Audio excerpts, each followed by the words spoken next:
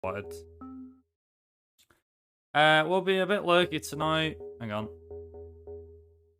We'll be a bit lurky tonight, but I'm here. Yeah, no worries. Oh, R4 stuff. What card do I want to use for this?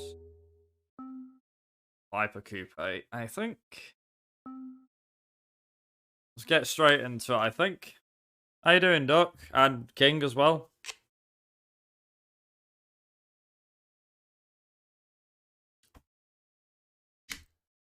There we go. Oh.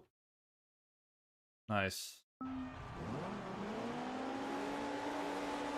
Got Agathon tomorrow. Probably start getting it set up. Yeah, maybe.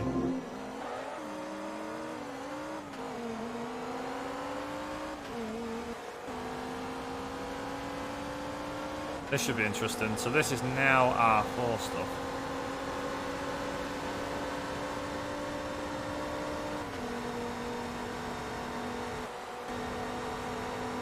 Big brakes on, please.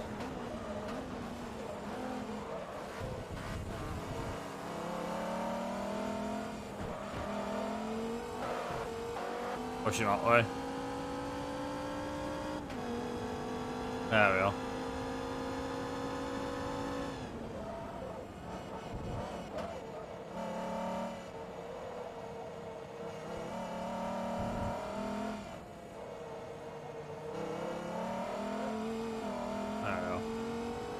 So just gonna do that. There we go.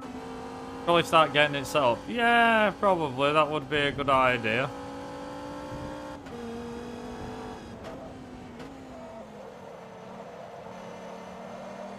Is it just you, Duck, that's working it? As in, like, doing everything, doing transitioning, doing hosting, everything.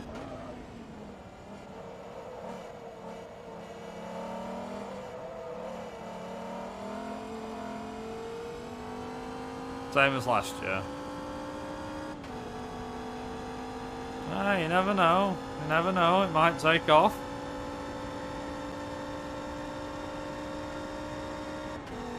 I mean, with it being a small event, obviously, like, it's a case of you'll probably do everything now, but then as time goes on, it's like, yeah.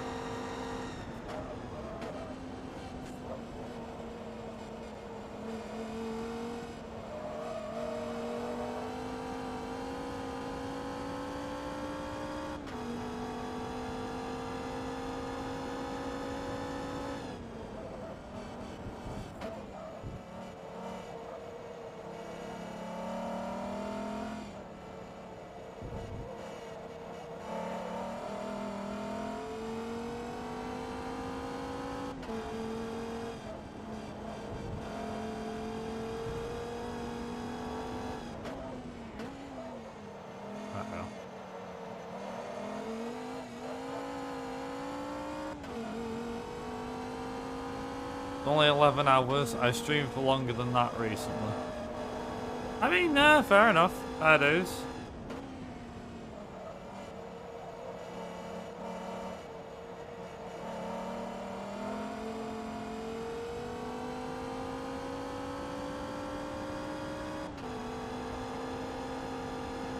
As I was saying as well, just to go a bit off topic for a second, is as I said, we're doing the R4. Today I'm doing the R4, R3, and what is it? R4 event, R3, and the Legends World Tour today.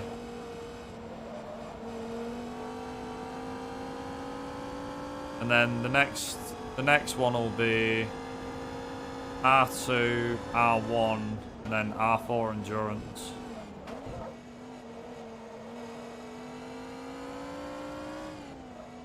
So I reckon after today's done, I think we've got, what is it, 1, 2, about another 4 streams, a couple of hours each, and then we're done.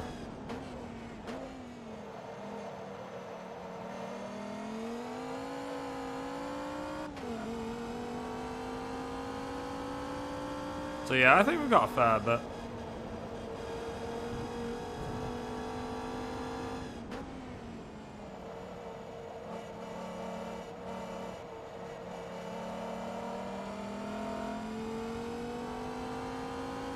Like I said, these races are all going to be about... They're all going to be around... about 10 minutes apiece. So it's about an hour.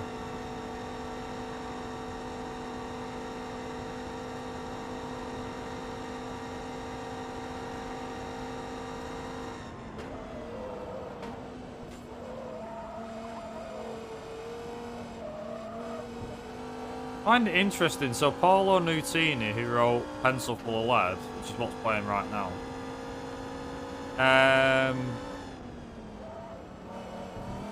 He's done a tour, or he's doing a tour, and he's sold out. And I'm like, wow, okay. I didn't think people remembered him. Which I found quite interesting. This is the thing, I don't know about you, but I found it quite interesting.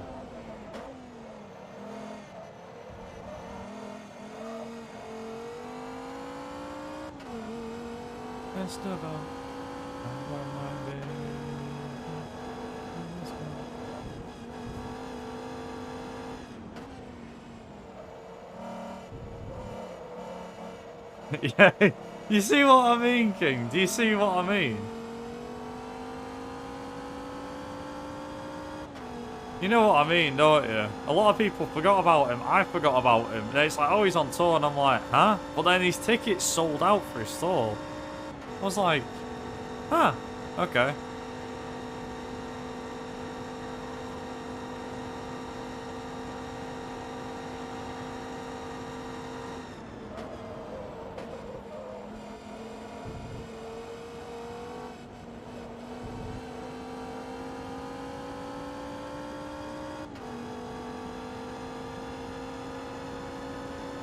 Yeah. I'll do. Yeah.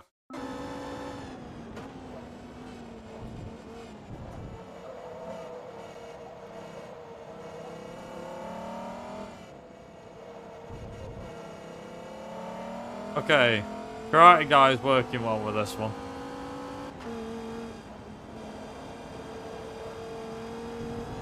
Oh. Oh, bloody penalty.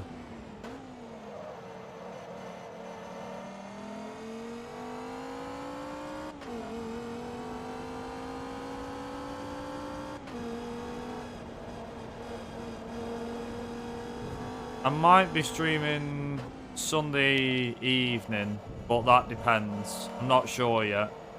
If not, then it'll be Monday and Tuesday for next week. Just because I've got some stuff on this weekend. So I won't be streaming this weekend. And then, yeah, like I said, probably maybe Sunday night, give or take. But if not, then Monday, Tuesday next week.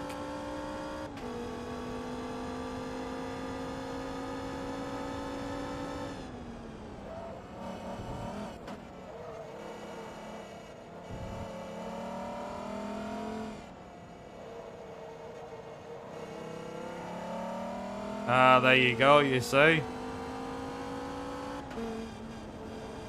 So you know how Steam's been doing that,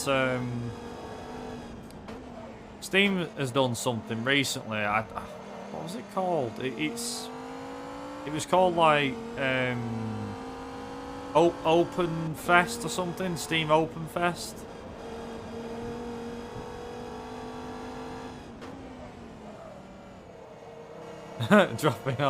Dropping slash coming out. Yeah, I know what you meant. Yes, this thing on Steam, it's basically for like indie developers and stuff. So I didn't know about it, my mate told me about it. So I was like, oh right, okay, cool. I'll give it a look. So I had a look at some of the games. Anyway, I was a bit late to the party, so I was going out last night. And yeah, I ended up going out last night, a few of these games that I put to one side. And the games in question weren't as good as I thought. So, like, obviously, they're indie games, so they're trying to make it on the ladder. And I was expecting something interesting to show up, so, like new ideas. Anyway, there was one called Classic Retro Racers or something.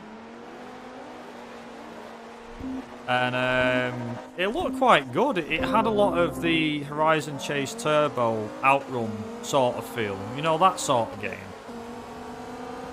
And so I played it for a little bit, but there's no end goal. And the thing is, as well, is that Horizon Chase Turbo 2 is coming out next year, which I personally can't wait for. The problem is, we don't know when it's due out, but I will be buying that and I will be playing it. Another game that I got on Steam, I think it was last year or earlier this year, was a game called Formula Retro Racers. Well, they're releasing another new game, the developers of that, called Formula Retro Racers World Tour. And basically, there's now like drift events in the game, and drift cars and things.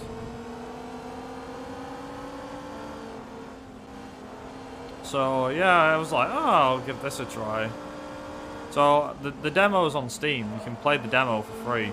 So I got the demo and played it and everything. Yeah, it was really good.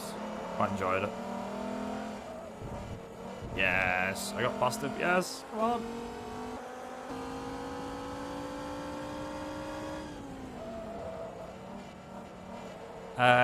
Yeah, so that's like 2 games that are coming out next year that I'm looking forward to.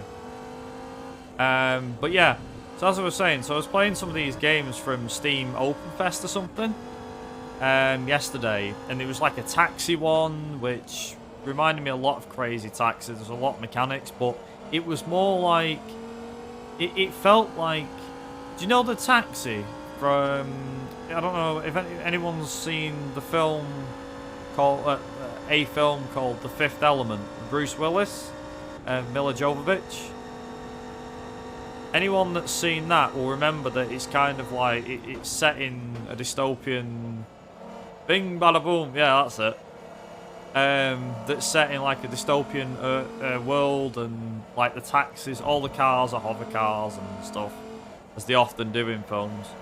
But basically, it was a mix between the taxis out of that sort of film, like that was the environment, but the gameplay was based on Crazy Taxi. So think of it as a Crazy Taxi / Fifth Element crossover. Sort of thing. And I had a go on it and I was like, this is okay, but the thing is with Crazy Taxi is them games are very short. They're meant to be played at short intervals. You know, the kind of game, to me, that's the kind of game where you play it for about 20 minutes, get bored, and then go away from it. It's not a game you can put a few hours in. And I ended up playing it for about 20 minutes, and I just really couldn't get into it. I was like, The thing is, it's not like... The thing is with this taxi game, I don't know what it was called though, this is the problem. So I played it and everything. It was in it's in its alpha stage. And it has like... So you pick your taxi and your driver and everything. Like you do, you know, like you would in Crazy Taxi. But like I said, so you've got... So your cab's on floor 650, and the world you're in, it's really weird. So it's like there's 1,000 floors for this city that you live in, and you're only allowed to deliver passengers between floors 600 and 650.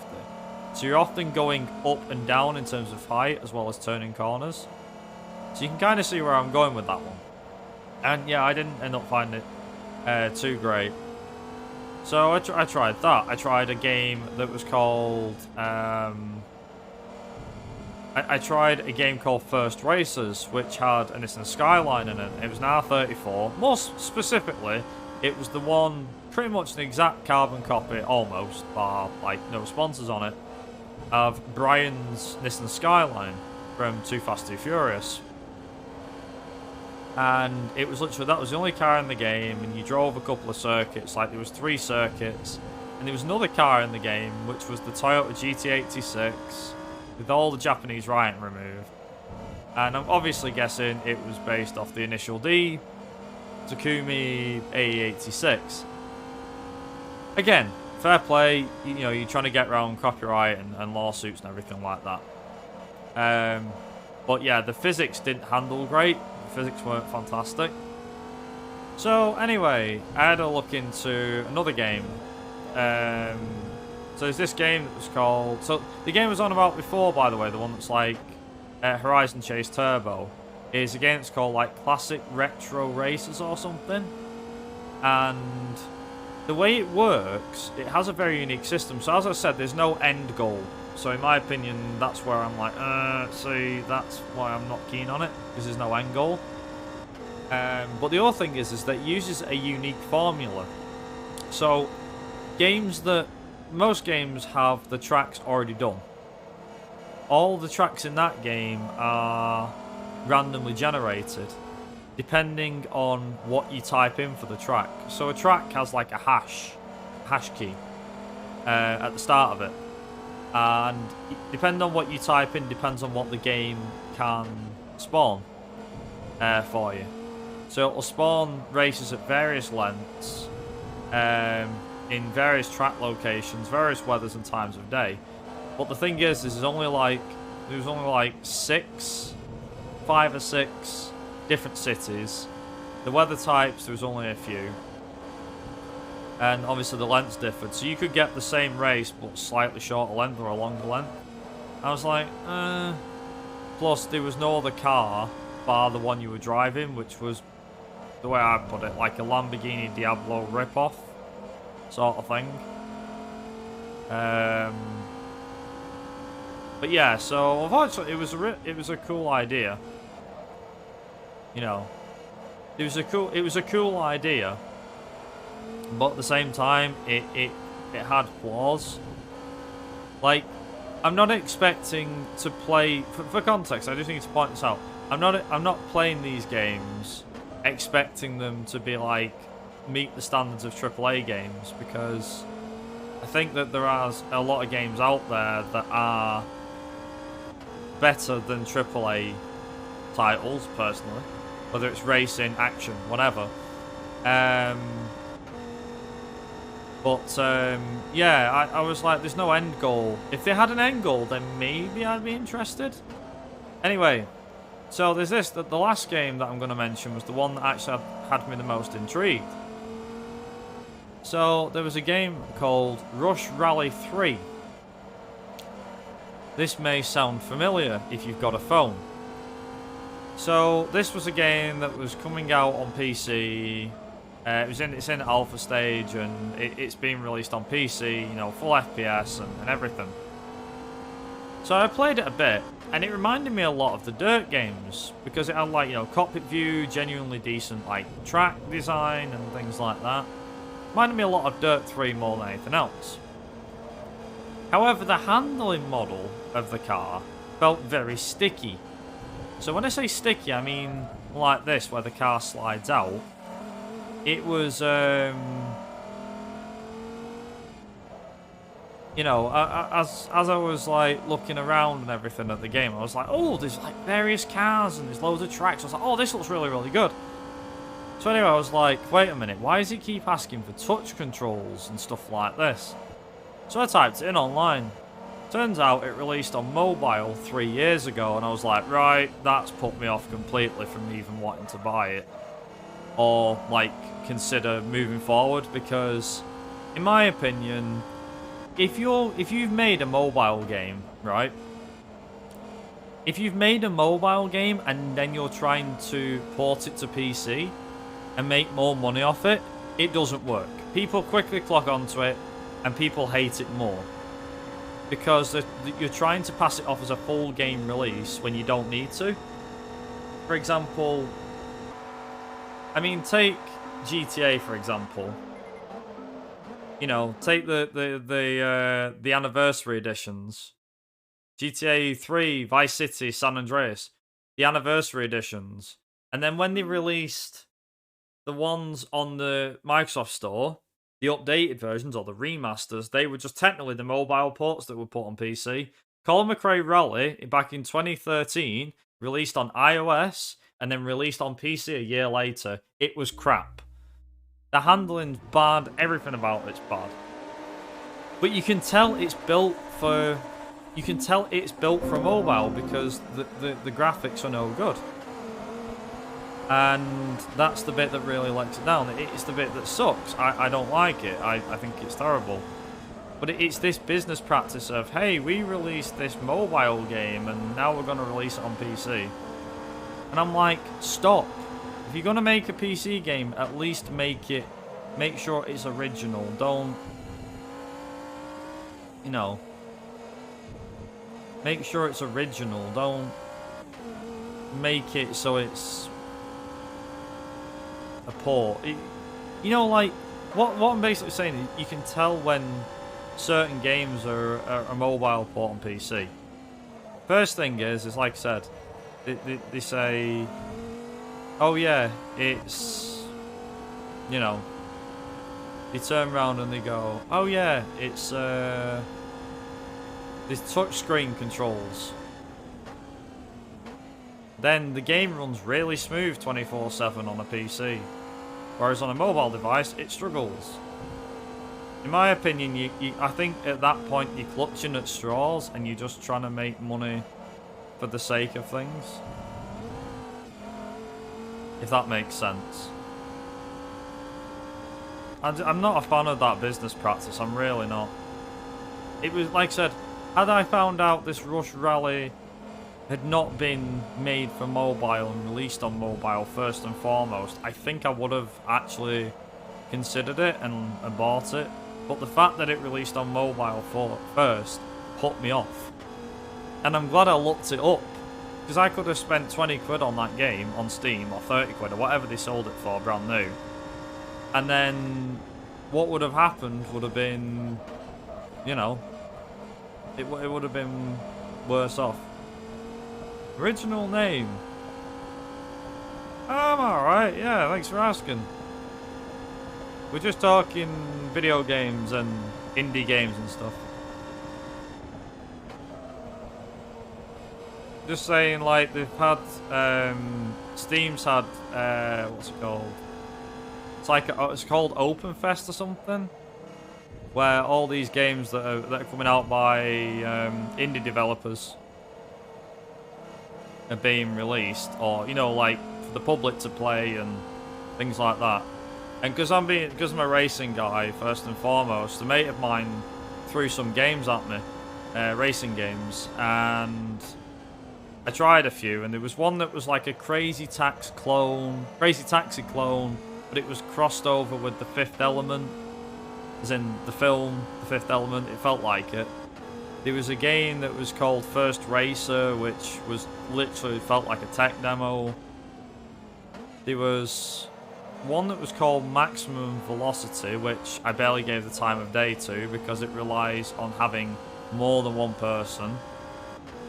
It wasn't great. There was a other game. There was like a classic retro racers game, which felt like if there was an end goal, I would have considered it, but it's basically just, here's a car, here's a random track generator, go nuts. There's no, like, end goal. There's no story, there's no end goal, there's no other game modes, but just, yeah, I'll drive, that's it. You know, no main form of progression of any kind. And then the one that I actually took the most interest in, which I was just saying, was a game called Rush Rally 3. And when I did my research into it, found out it was a mobile game released 3 years ago that they're now porting to PC. And I think that's just a sign of desperation.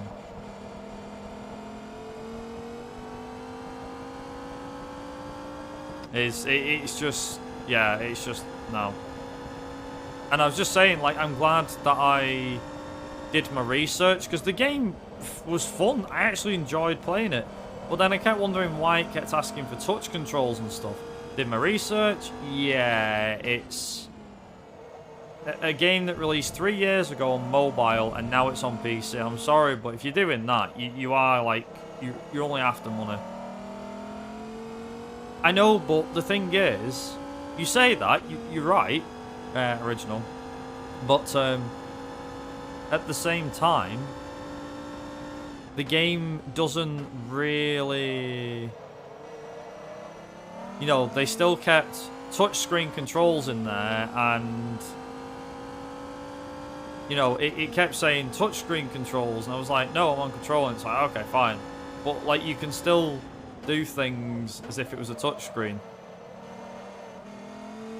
Like, the handling was very... I said the handling was very sticky, or arcade-like, like, very arcade-ish. And I wondered why. And, yeah, it just didn't seem right. The other thing is, as well, is that it didn't...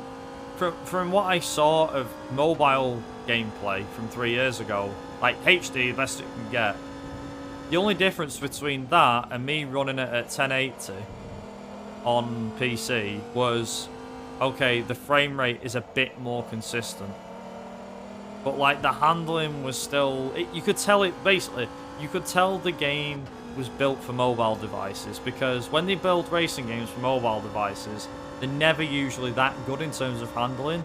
Like, they have to make it arcade handling, it would seem. Very rarely do you get a game on mobile that isn't an old game, or, I don't know, actually. There's barely any racing games out there that are for the mobile platform that don't feel like they're arcade-ish, if that makes sense. Like, here's a great example. So, Need for Speed Hot Pursuit, yeah, the 2010 version. The handling on that was kind of arcade-ish. Right? You could crash cars and so on. And it would feel very arcade-ish. But then there was a mobile port that you could buy. You could get it for iPad, you could play it on your phone, and so on. The mobile port is worse. Like, the cars grip to the road like glue. The cars just don't really drift. It's just tap to drift. You tap a button as you're braking and the car drifts. Yeah, it doesn't feel great. Need for Speed Most Wanted in 2012 was a different kettle of fish altogether. The game had bad handling. The iOS port had bad handling. But what I'm saying is that they go for that because they know it's easier. Because if you try imagining, right? Think for 1 minute. What would happen if you ported... I don't know, give me a game that's got, like, actual simulation handling. I don't know, latest Forza? Assetto Corsa? R-Factor? I don't know. Something like that. You port one of them games onto iOS. Maybe the F1 games. Yeah, okay. So if you port one of them games onto iOS, as is, don't modify the handling, you'll have a really hard time, I reckon. Really difficult time trying to drive. But if you stick it on, like, put the handling really arcade-ish where traction control is enabled by default, no matter what, it would be... yeah. So I think they have to do it that way. But then, obviously, this is not a limitation on PC or on console, is it? It's not a limitation. You can play the new F1 games on a keyboard. Granted, it's not great, but, you know, it's one of them, really. Like, if I'm playing a rally game, granted, the old Colin McRae rally games, right, so just to give you a bit of an example here, no, I've already given you one with Need for Speed, but Colin McRae Rally released back in 1998, and that had, for the time, decent handling. It got better as the years went on, and obviously then it evolved into the Dirt series. Well, in 2013, Codemasters said, we're making... Colin McRae Rally's coming to iOS. That was 2013. The handling was very arcade-ish. It was basically Colin McRae Rally 2's maps put in the game. Like, only a few. There was more content in Colin McRae Rally 2 than there was in that game. And yeah, there was 4 cars. That's it. I'm not even kidding. There were 4 cars in the game. And then in 2014, Codemasters decided, we're not making enough money off this, so they put it on sale on Steam. They put it up for sale on Steam, and then it was on sale. Do you know how much the game cost? 69p. Not joking.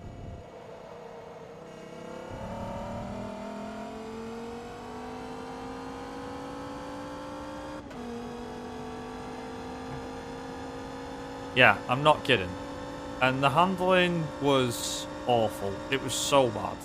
Like, so bad. Would highly recommend looking it up. But basically, if you play the iOS port or the PC port, the only thing you'll be able to tell is that the graphics look slightly better. That's it. You'll just be able to tell that the graphics look slightly better. That's it. Nothing else. And it just sucks. It really sucks. Like, why? Why was it like that?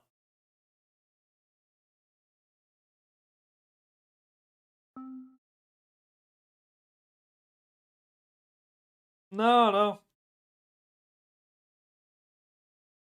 Yeah, exactly. It's bad, but that's the cost. This is the thing. Yeah. I mean, I'll come back to it in a minute. So I'm actually just going to quickly go and get some food. So I'm actually be back. I know I started like half an hour ago, but I'm just going to go and get some food. So I'll probably be back about 5 or 10 minutes. But the thing is, yeah, this is. I was just going to say this is what I was going to get to, but with a mobile port, right? It works. You're correct, Original. You are correct. It is. It's due to responsiveness because obviously you've got. If you imagine it on an iPad, you've obviously got like left and right, and you can't really correct steering if you steer too much. It's not easy to steer and correct. So I suppose they have to make the handling arcade and sticky for that sake, for the sake of kids and stuff, but also other adults. But the thing is like I was saying before, and again, I'll just leave on this note before I go for food, is that in terms of like bits and pieces, it just I don't know, it just doesn't really work on PC. When you buy a game PC, the thing is that I'll be honest, I think Need for Speed for the last 10, 12 years, maybe even further than that, has gone downhill. Handling has been crap for years. Like, it's very arcade and jank. It's the reason I don't like it. Like, I like arcade handling, but there's something that just doesn't, and it still doesn't even now sit right with me.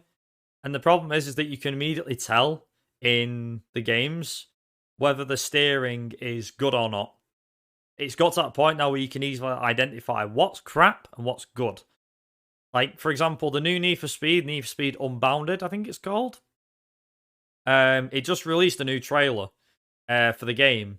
And I was like, oh, new Need for Speed. Let's see if they've actually improved the handling. It was like, oh, we're going down a different art style. Okay, great. Fair dues to that. You've gone down a different route. Great. But then after that, I was like, right. And I saw a bit of the handling of the car and how the cars drove. Pure dog shit. It's the same as it was 10 years ago. It's still bad. It's still jank as hell. And it doesn't work. The problem is no one complains about the handling. I'm like, the handling was better 15, 20 years ago when it got past Carbon and started to get into like, oh, I don't know, where are we going? Undercover, Pro Street, that regard. Then it started to go downhill. The arcade, especially Pro Street was the crossover point, I call it. I didn't like Pro Street, but even I considered that as a crossover point. Because in Pro Street, the handling is like a half sim, half arcade. Granted, Need for Speed's not really been known for sim handling, but what I'm saying is the handling back then was decent. And then after Pro Street and they moved into Undercover, the arcade handling logic came in. It kind of stayed. But the thing is, here's the worst thing. The Wii version handles better than the PC, Xbox 360, the HD release, I'll call it. That handles worse. Sorry, the 360 PS3 PC version handles worse than the Wii/PS2 version. Let that just sink in for a second. Anyway, on that note, I'm gonna go and get some food. Feel free to talk amongst yourselves. I'll leave you guys here for a little bit. But yeah, I'll be back in like 10 minutes. So if you give me 10 minutes, we'll be back, and then yeah, I'll carry on with this and carry on with racing. So yeah, I won't be long anyway. I'll let you guys enjoy the music as well. But yeah, I'll be back very, very shortly. See you soon.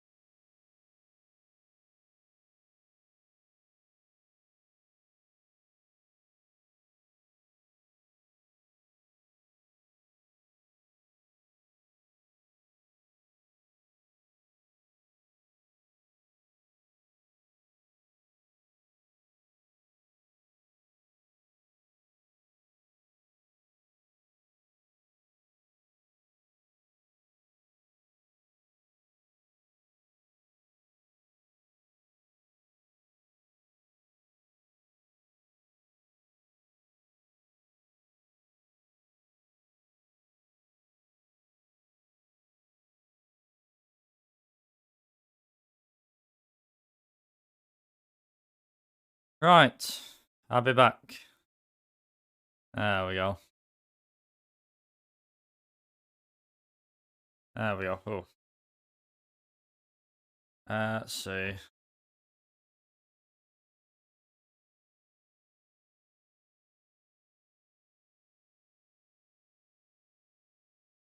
I just gotta quickly read through what I missed.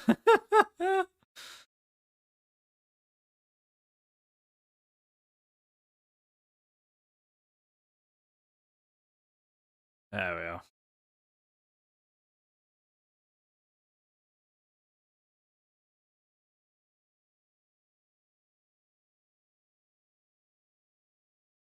So what?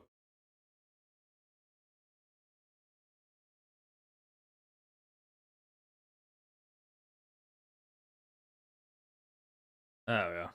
Okay. Light sliding around cars at 300 miles per hour.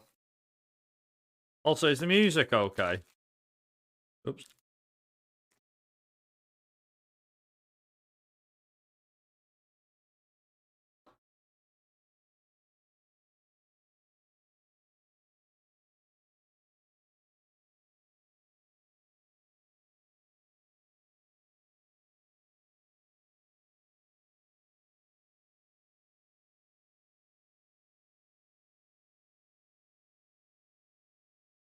A little louder than your voice. This any better? Probably a bit louder. Give me 2 secs. Oh, don't be worried about that. Well, there we go. Don't worry about that. We use audio splitting. So, the thing is, original, is thanks to audio splitting, what you can do is if you adjust your audio tracks. I'll turn it down a bit, so it should be fine. It's going down now because obviously the song's fading out. Yeah, thanks to audio splitting, the audio comes through whilst I'm streaming.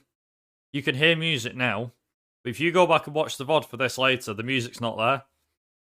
And it's the same on recordings as well. I record streams as well. Because Trigger told me to do it. So yeah, so you can listen to music and get away with it. Because it doesn't come out on the Twitch VOD, which is pretty good. It took me ages to figure out what the hell audio splitting was and how it worked. And then once I figured it out, I was like, right, I know exactly what I'm doing. If a video game has copyrighted music, I can just turn the music off, unless I'm alright with it. For example, like Driver 1 and Driver 2, I just leave the music on. Oh, sorry. Oh. But yeah, it's wild, isn't it? It's good, though, that you can do it, though. This is the thing. It is good that you can do such a thing. I kept getting sick of getting done for DMCA stuff.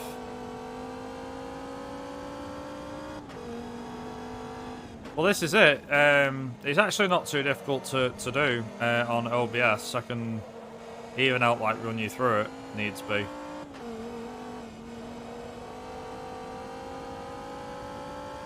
Well, the thing is as well, here's another thing, is that if you stream to Twitch, right? If you're streaming to Twitch with the audio splitting in action, like this, like I said, you'll hear the music now. Nah, fair enough. Hey, it's handy to have it up if needs be. So basically, during the stream, the audio splitting that's in action now, you can obviously hear the music. Yeah, so at the moment you can hear that music. So you're obviously hearing now, you can hear the music, but then on the VOD back for this, the music won't be there. And if I say to Twitch, hey Twitch, highlight this VOD and send it to my YouTube channel, it'll send it to YouTube channel, there'll be no music. Because the Twitch VOD will also have no music in it. So it also helps you get away from the DMCA stuff like that. Because OBS introduced this, it means that DMCAing is less of a problem. But then it does stop other stuff. Ah, if you have to stream on YouTube.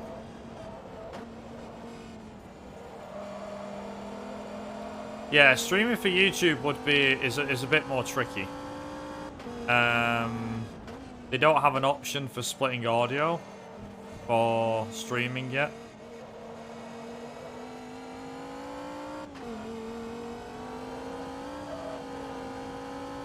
I mean, I wouldn't know. I haven't tried it. I'd like to try it and then see what comes up and see if YouTube does anything.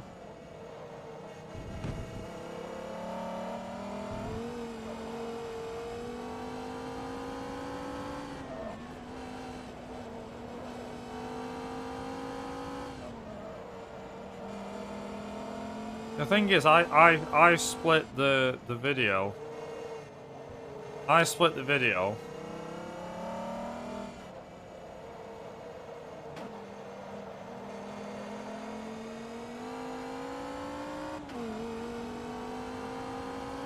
The thing is that because of how I've got my audio split, I may be able to get away with it, but I don't know.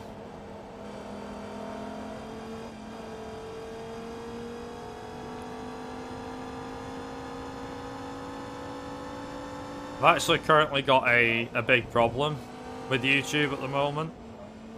Not YouTube as a platform, but so I've had 2 copyright strikes on my YouTube channel in the space of 2 months, I think it is. So if I get one more, my channel gets shut down. So at the moment, I'm tripping on a knife's edge. Tripping on a knife's edge? Yeah, you know what I mean. I'm based on a tightrope with YouTube at the moment. So I've got to wait till they expire, which I believe is about another month before they both disappear. How many subs have I got on YouTube? Last I checked, 1,774, I want to say.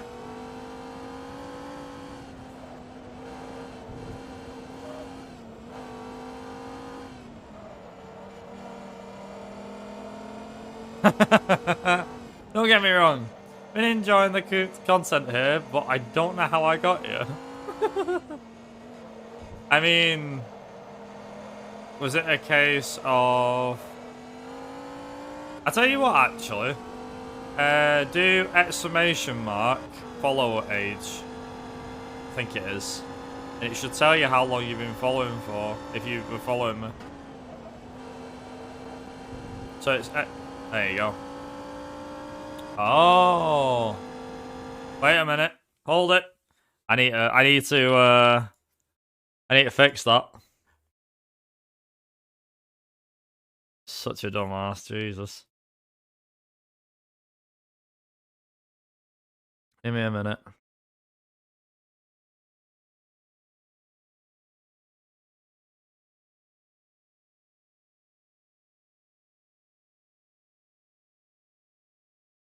There we go.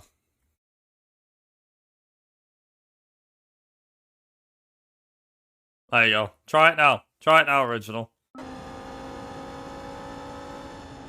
Oh, Christ. There we go. 6 months. Oh, blimey. I don't know, actually. 6 months ago. Duck's been following for 2 years. I've been following since I started the channel. Do I play Rainbow Six at all? I don't know. I'm not a first-person shooter guy, first and foremost. So, what was it? I play some Call of Duty and stuff.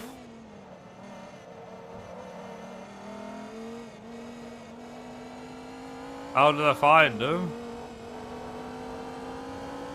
I've been following my channel since I started, because obviously I am the I'm the channel creator, so it works. I don't remember how Duck started following me. I think it was from a previous UKSG.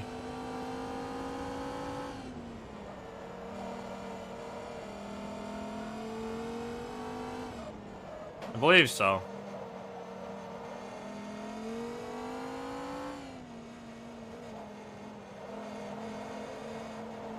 But yeah, I think I might know actually. Original, do you follow someone called Fresh Riggy?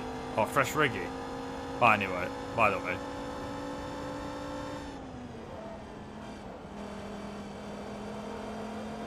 Maybe. That might be where I know the name from. Possibly. I think, because I got people follow me through, like, raids and stuff, so it's a possibility. I switched occasionally a couple of years before I followed. I think it was after UKSG I started following. If it was 2 years, 2 months ago, so when was that? So, August 2020. So it was probably like after summer? Maybe? Summer 2020 or something?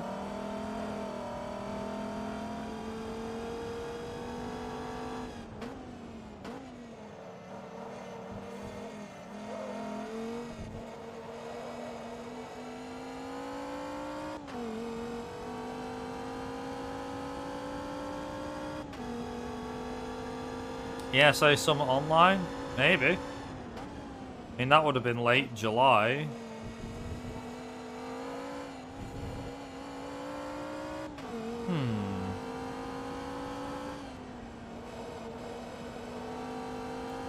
Do you know, well, I mean, if I said, is there any chance you can list a few people that are live? Is there anyone...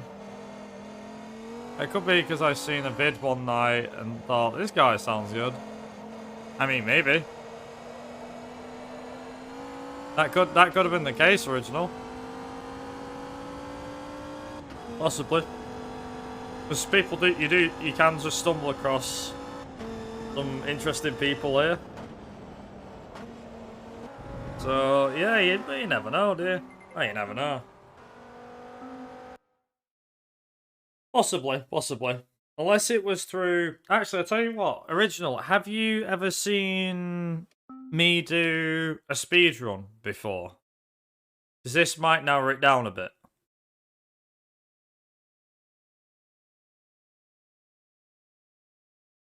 Yeah, something like that, Duck. I think it probably was. Maybe, probably. Hang on. See if any of them on there. Any of them original.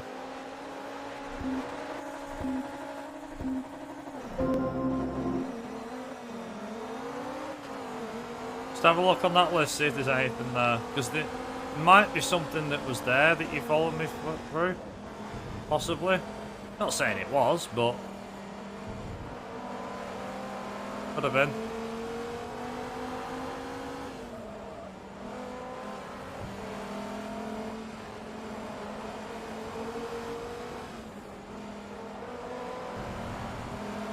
Is that an RS6? Yeah, it is.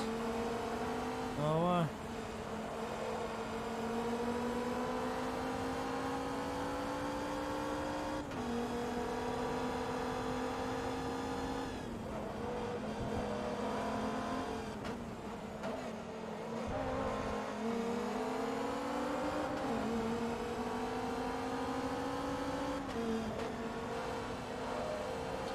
Bloody thing. Got my nose up almost.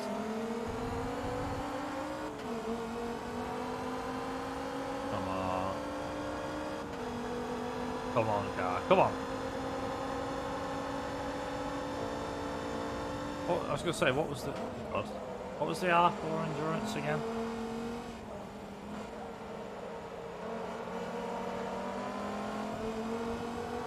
R4 endurance, R4 endurance. Oh, road at one. It's the Viper face-off.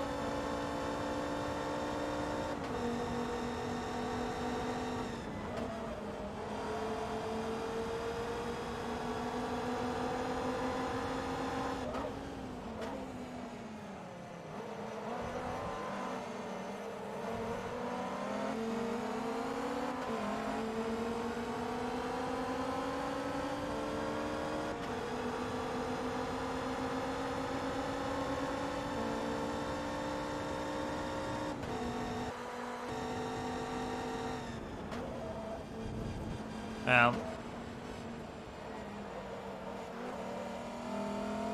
Could be a Simpson Sit and Run video you post on YouTube. Or if you ever maybe did Dirt 4 or Crash. Well, I've done Dirt 4, although it was February last year? Wait, February. When did I do that before winter? Yeah, I did. I did Dirt 4 run before winter.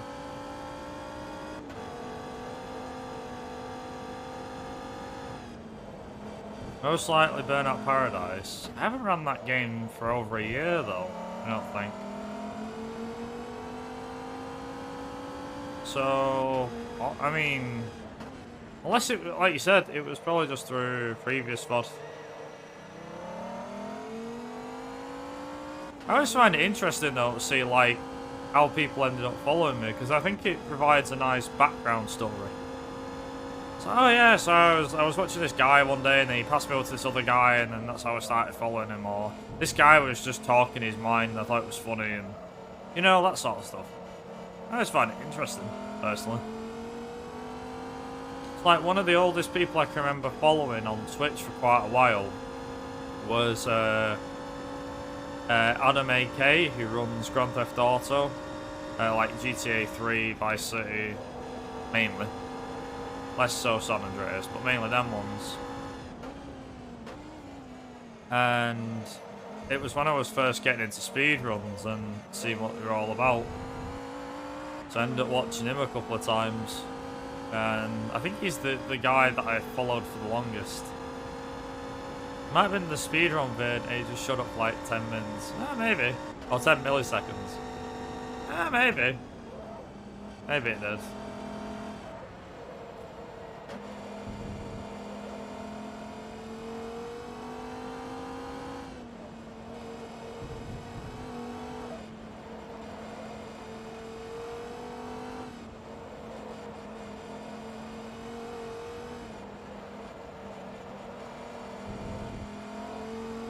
But yeah, so I end up following Adam AK, and there was a guy called Pessimistic Manga, Pet Petiguana, who I ended up following, who was one of the guys from the Simpson Sit and Run community. That's how I got into that game. Who else? I think there's a guy on Twitch who I follow called Drake the Drake. I've been following for donkey's years. I think I started following Joshima's a couple of years ago.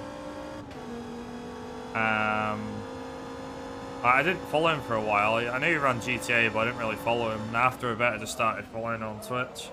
I was like, oh. And then, what was it?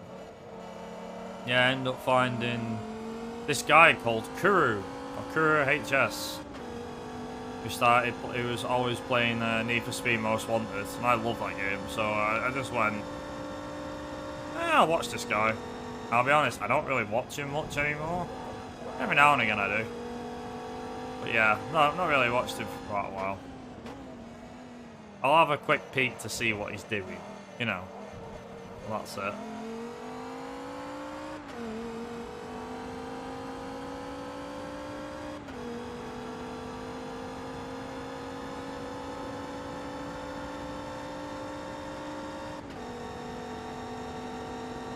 Yeah, like I said, the stories continue.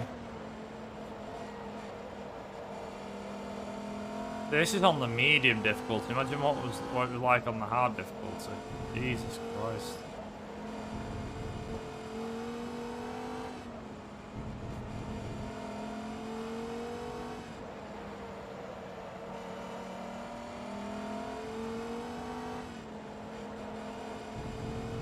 I found Viper 3 Driver speedruns. Stuck around for CMR1. Don't know why I watched the other stuff.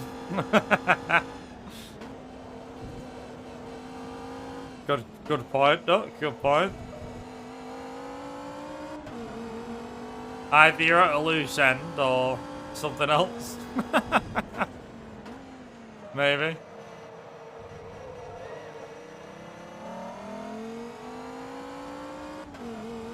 That's probably why. Just I'm at a loose end. I need to watch something.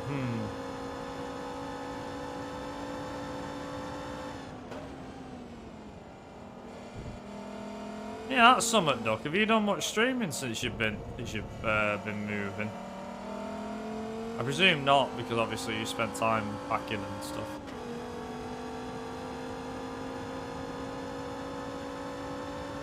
Also, come on.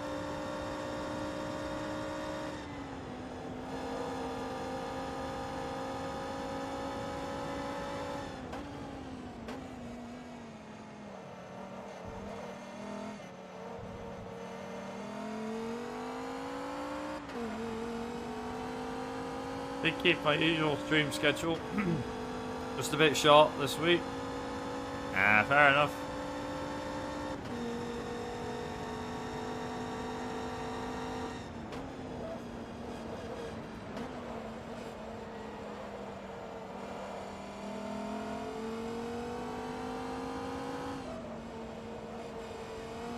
If people ask me why don't I have a stream schedule, I'm like, because if I don't keep to that schedule, then I feel like I'm letting the side down.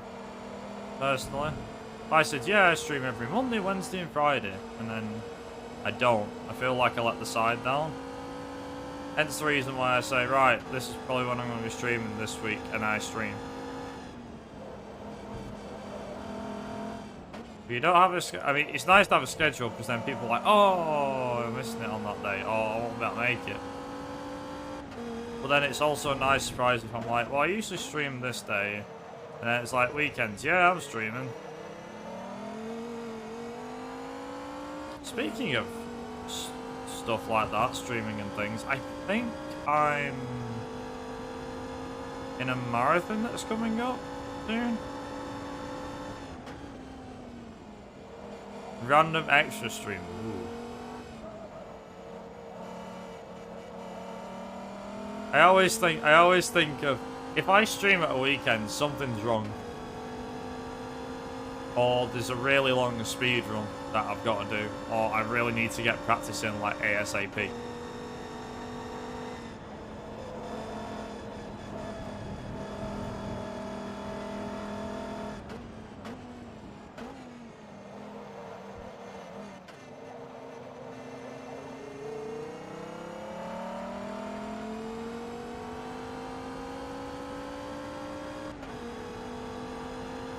Gotta dedicate yourself to online. Nah, not really. I mean, streaming and speedrunning and stuff, it's just a hobby. So it's like, it's just whatever I make it. No going out with the boys. No, no going out with, no going out with the boys. No fun piss up night. Yes, boss.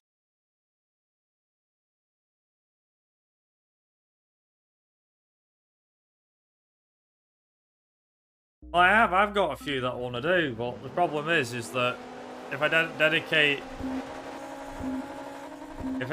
myself to,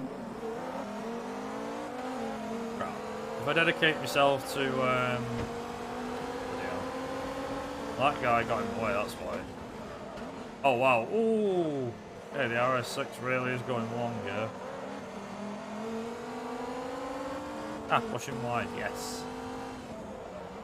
Uh-oh. Yeah, I don't know. I just, like I said, I do it as a hobby and stuff like that. And in terms of like long speed runs, I have a few that I can dedicate time to. But the thing is, it's just a case of, right, I played the game long enough to actually attempt the bloody thing. Like, I'm being honest, I could attempt doing a CMR2 Hundo at any time, really. I don't really need practice to do it, because I know exactly where everything is. Well, for novice I do, for intermediate and expert it's less simple.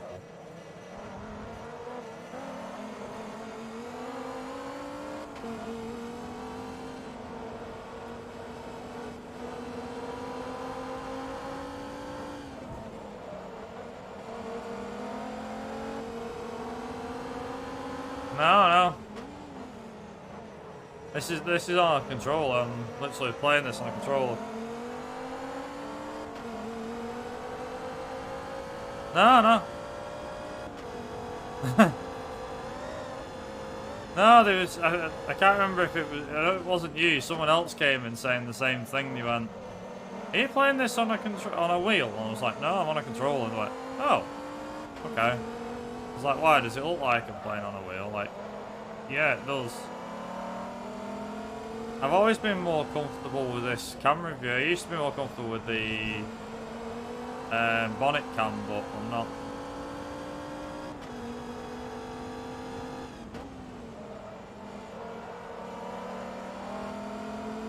Also, this should be an interesting showdown.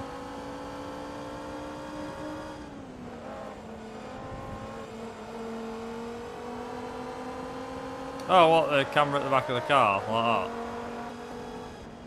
I have, to be honest. So, to be honest, most of the racing games I play are third-person view.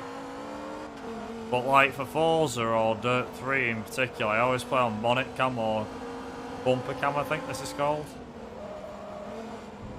Ooh. Ah, yes. Out you go. You're going out wide. I don't care. Out you go. Well, that brings the RS6 back into play. Oh, he's going to get him. He's going to get him. No, is he going to get him? Oh. Oh, that vibe's going to be all over me like a rash. Or is it? RS6 is going for it. He's going for it. Oh.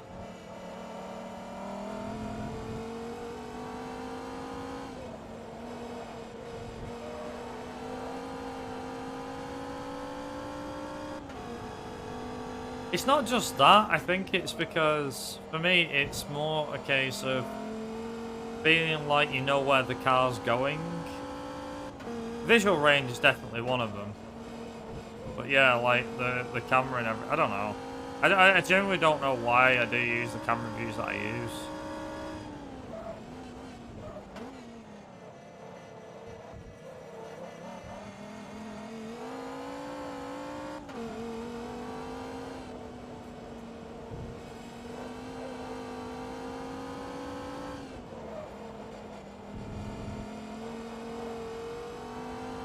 Back to have this IRL.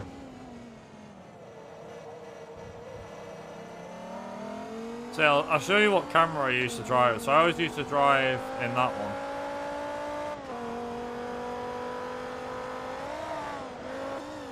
So I always used to play on bonnet cam. Like that. For this.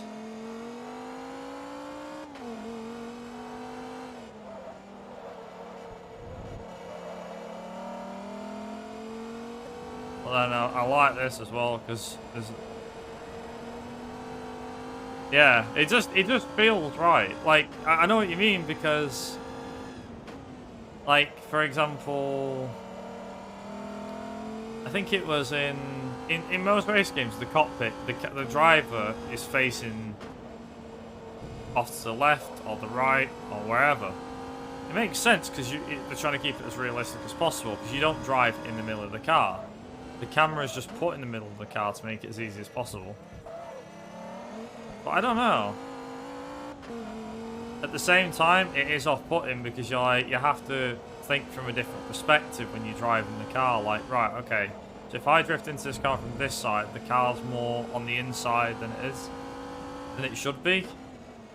Probably makes no sense, I do apologise. But you know what I mean, I guess. You get what I mean.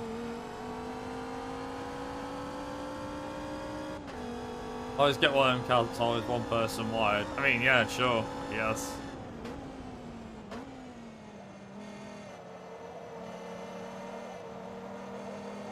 It didn't really affect me much with driving.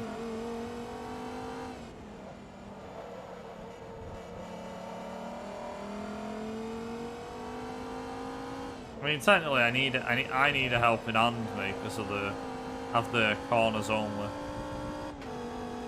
For this, personally. But I mean, what can I say? I mean, I'm enjoying it. You know, it's not the other thing.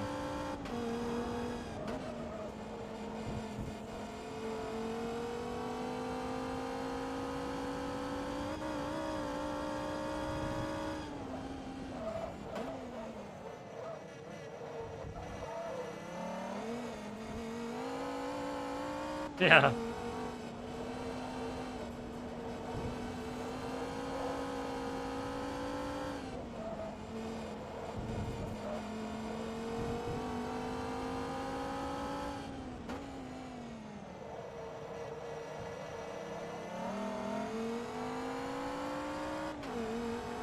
Nice. 2 walls and a pedestrian. Bloody hell, Duck.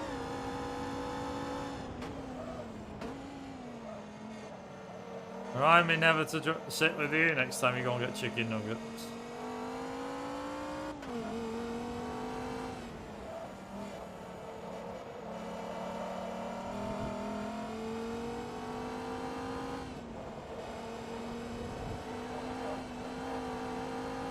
Well, the thing is, well, I don't know. Original, do you live in the UK? Are you based in the UK or outside of the UK? Yeah. South Wales? Ah. The reason why I ask is because of the whole law regarding pedestrians that changed this year. You know how they've got right away and all this. I still keep going, me. I'm like, nah, I don't think so. You have right away up to a certain point, but if you start crossing, you either pick your legs up and start running faster, or your ass is going over my car. You usually pick the former rather than the latter.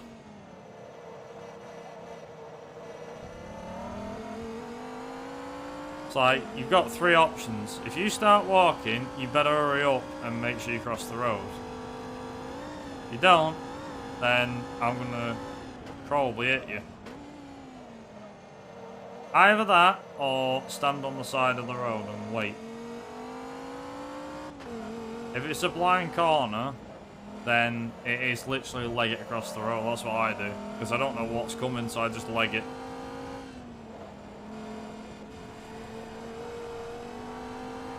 Oh yeah, and constantly keep looking left and right for other cars. Like, come on, it's not rocket science. The reason why people get it is because they're not looking and they don't see what's going on. And they should. There are times where it is the driver. Yeah. There are times where it is still the driver. Like, I've had times where I've nearly hit somebody because I wasn't looking. My eyes were elsewhere. It was looking the opposite direction or whatever. Same with coming out of a junction. Same thing. You're never going to get that perfect world. Doesn't matter how many things they put in place, people are still going to get hit by cars. The worst thing now, this is my problem, is because we're now in the electric car industry.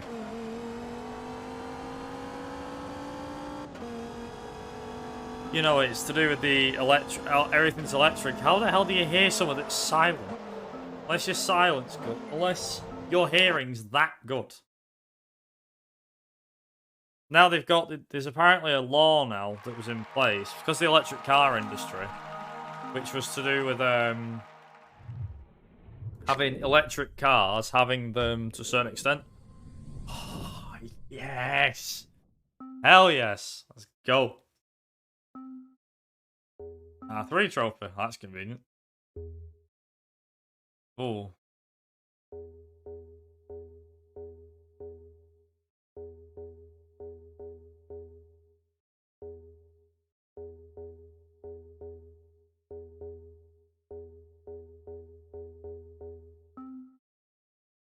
There we go. Another 5 laps there, another 5 there, 7 there. Okay, that's pretty much the same with what I've just done. Also, it's 5 it's 5 races, this, not 6. Pretty sure I just saw 5 races, did I not?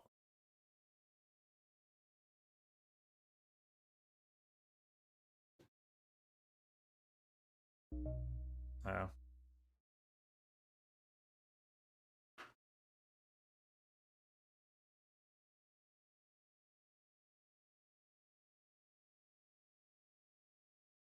I don't know.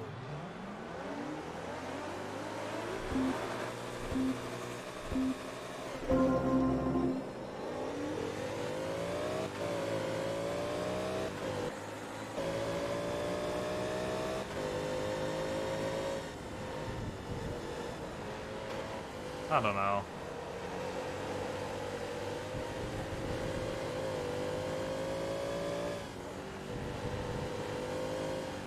I don't know.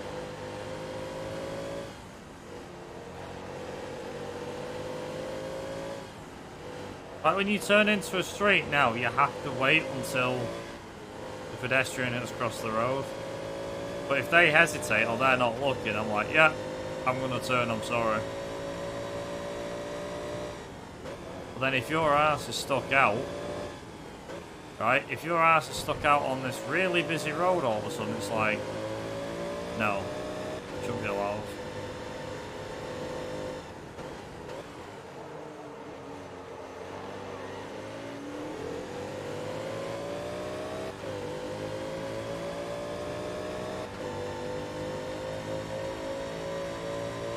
Pretty stupid.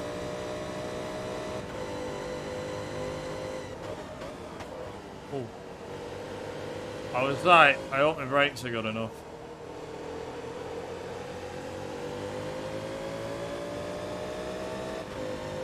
Come on, car, come on.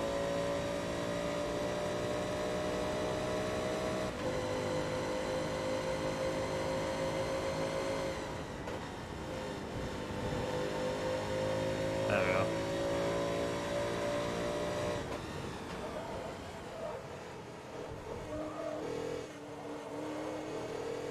Come on, he's outside. He's let me through.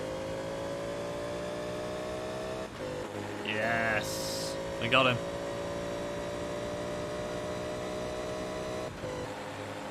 Oh dear, the skyline's out again. Oh, there's two of them though. Right. That's not good. Got to fend them off and the Super, okay. What games do I play? I'd say all the good ones. No, I play, other than, if I just say racing, that covers a vast spectrum, doesn't it? I mean, if we're talking genres, I can probably name a few. But in general, it's mainly racing. I usually play the old Call McRae rally games and stuff. Mainly speed run stuff. Gen? Oh, Gen, what do you mean? Sorry, generation.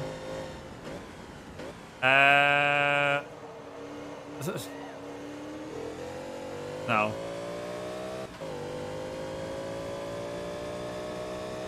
What do you mean? Genre? Yes.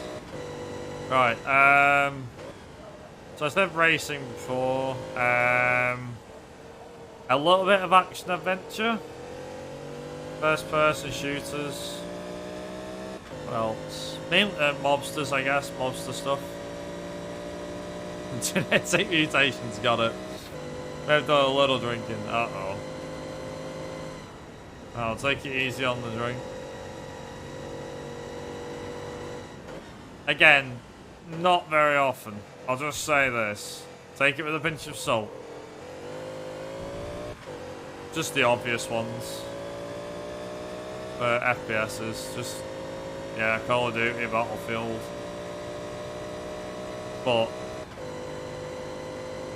yeah, nothing much.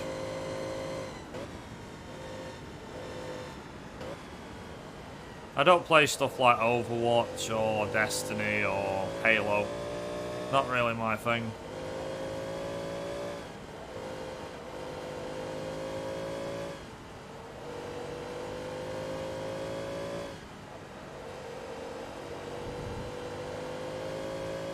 But yeah, racing's mainly where it's at. For me, anyway, it's mainly racing games. So these 5 races are gonna be... What's it called? So this is gonna be quicker than the R4 tour, that's pretty neat. So what have I got? 5 laps of this. 5 laps of this, 6 laps of Silverstone.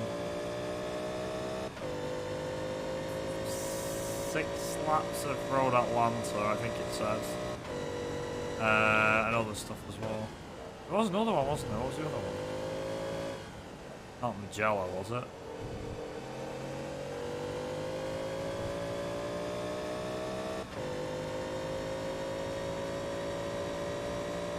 I can't remember. Have I played Burnout 3? Yes. I've even done speedruns of the game. As well, just for a good measure.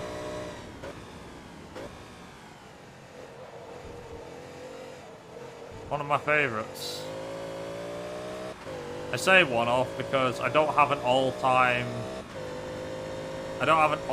favourite game. That's where you found me, is it? I haven't done a speedrun of that game for years. It was probably one of the videos I've done. Sorry, not videos. It was probably one of the streams I did. Streams? Sorry, marathon. Do you follow a marathon called ESA Marathon by any chance?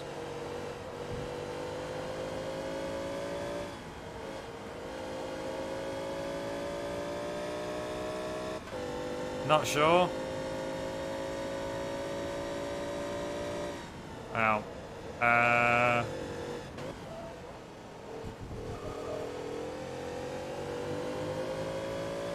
I was in the Burnout 3 tech thing.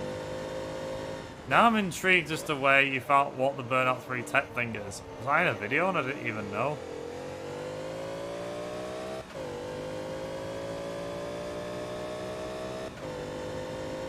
Hang on, wait. Was it... Let me find it. Because there's a good chance it probably was that one.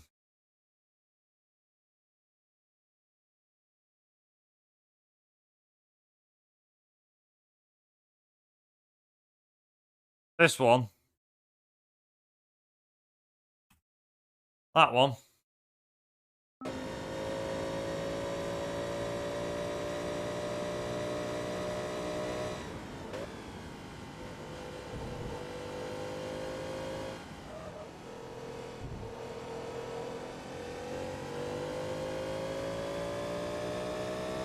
Is it that one? Is that the one you've seen me in? Yeah. Ah, it's nice to know that's where you've come from. That one.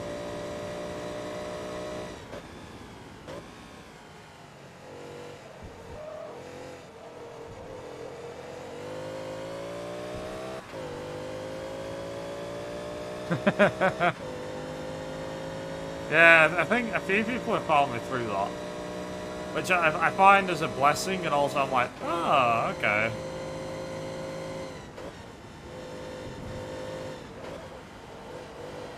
I don't know how many runs I've done for ESA now, it's got to be about 10 at least. And that's like including the online stuff, because I did my first run at ESA Summer 19. Then Winter 20 I did 3 runs. And then I think it was like Corona Relief, just one, ESA Together, did 1 for that, or 2 for that even. I think at this point I've done like, it must be at least 10 or 11. I'd have to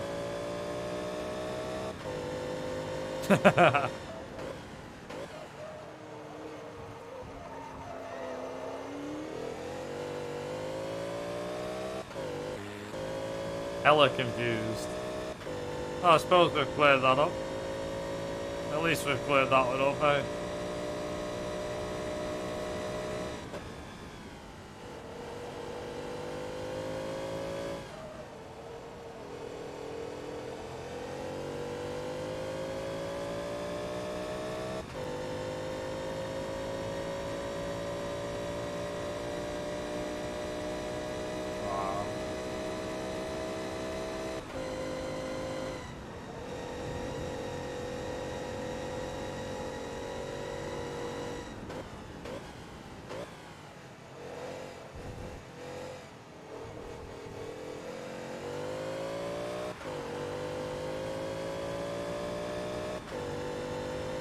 Oh, for Beta 3, I've only played on newer monitors the last few years. Are the visuals actually that much pain? Not if you play the original Xbox version. On the 360, no. To be honest, no. I wouldn't say they are. Like, to be honest, I mean, if you're playing the PS2 version, yes, the visuals aren't great. They're terrible. Compared to, it's such a downgrade. I played about 3 on the PS2 growing up and I loved it. It was great. And then when I went back to it like some years later, I was like, oh my god, this is terrible. Like, the graphics are such bad quality compared to the Xbox version. It does help that you can play, what's it called? It does help that you can play Burnout 3, the original Xbox version. You can buy it for Xbox 360, or you can either buy the disc, or you can buy the... Yeah, you can either buy the disc, or you can buy the digital version of the Xbox store, I believe. If you've got a Microsoft account, you can buy it.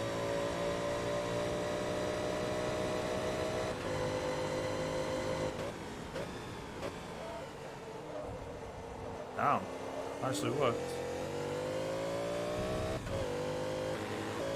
Actually did work, god damn. Is that Ferrari? Yeah, it is. Never played the Xbox version, it's so much better. Not like a huge... I will just say, it's not that big of an upgrade. If you play it on the 360, it looks a lot better.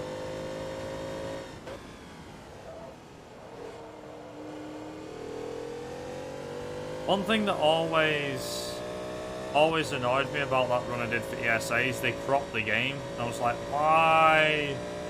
Because they don't crop the game the whole way through. Like, uncrop it. It was cropped. I was like, oh no. But I could clearly see what was going on. Then when you watch the gameplay, the screen's cropped and I'm like, really? They cropped the screen.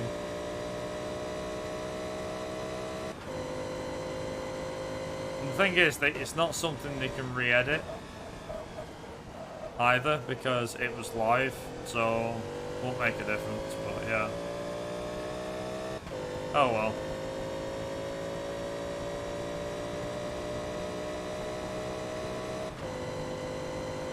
Stuff happens.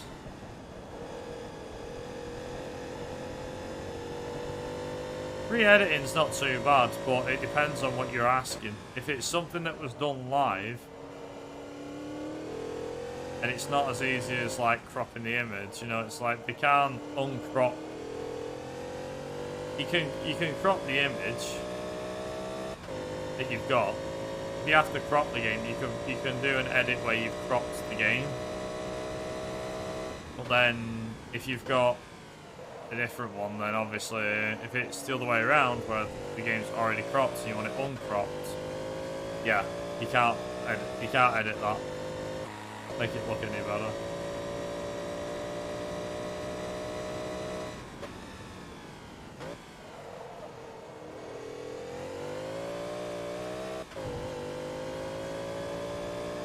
Yeah. Maybe. But I don't know. See what happens anyway, it's fine. It's happened, and it's just...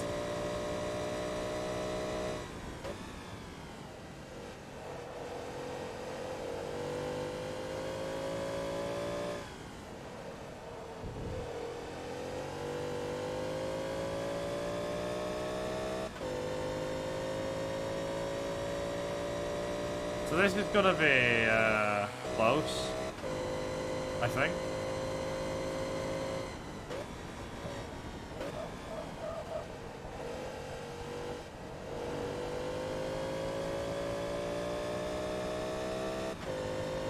What's with the funny guy doing his moves?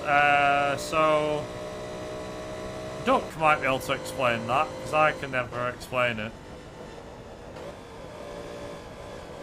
All I remember is I was doing a blind run of a game and we just turned it into a bit of a meme fest on the screen.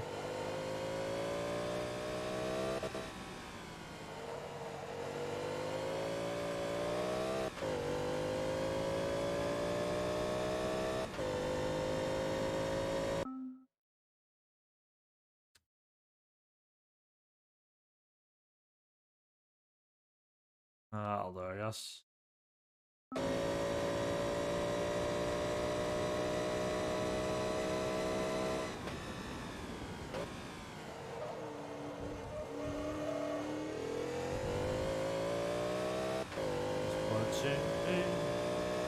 Now I'm the percent I should have been.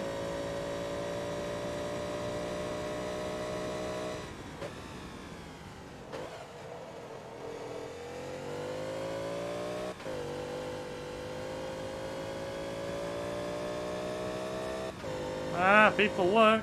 That's what they do.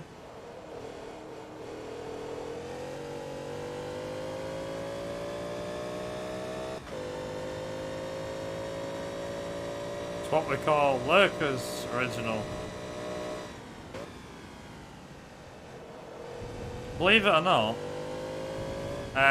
if you ever look at a streamer who's... what's it called? You take a few people that are, what's it called?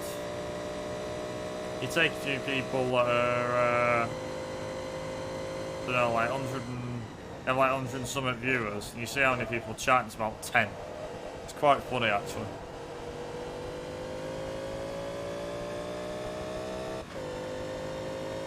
And it's like...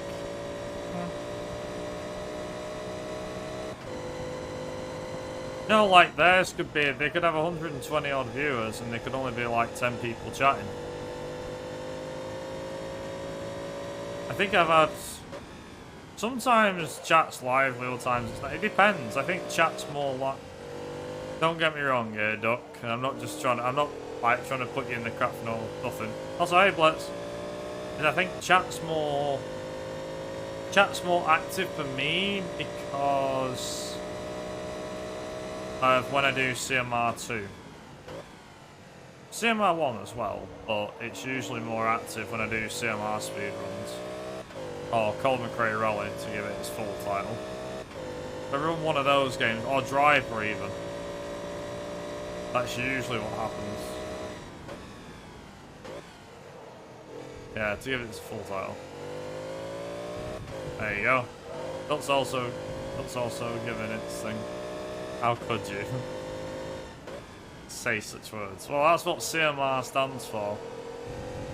It's quite popular around these parts. What's that friggin' Ferrari? Jesus. What the hell's he got in that? It's a rocket.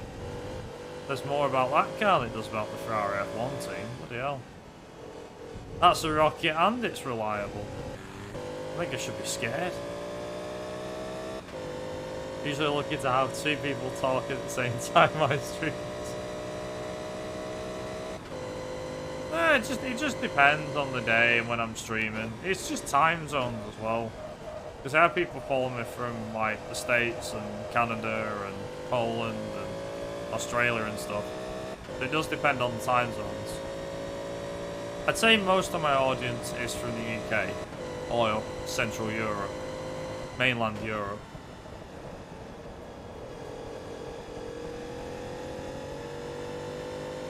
Fair to assume as well, I've already met quite a fair few things. It's like ESA, that event that I run that game at, I met quite a fair few people there. A lot of people who I'm very happy to call my friends. But it sounds dodgy, doesn't it? Going to events to meet random people and making friends. It's very dodgy.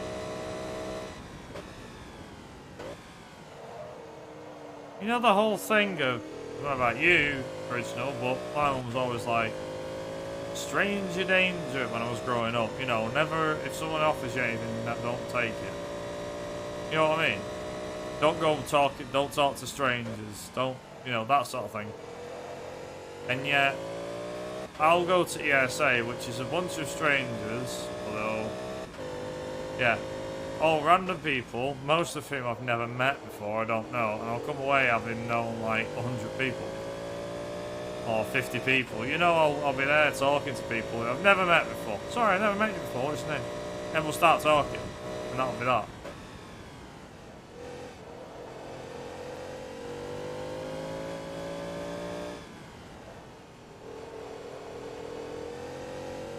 There you go, you see. There you go, Doc. There you go.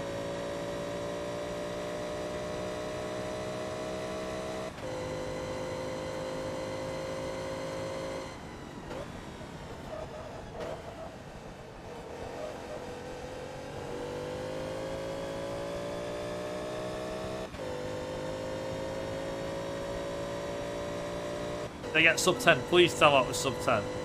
Is that sub 10? Yeah, just about sub 10. Good stuff. Yeah. Sweet.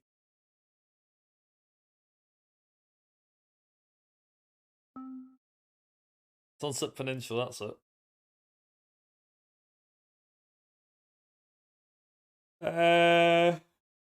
Do I have a disc? I do, yeah. There you go. Duck, you absolute legend, thank you. Literally just so saying that, yeah. I do, that is there. Free to join. Yeah. Ooh. Bro, is that a Supra?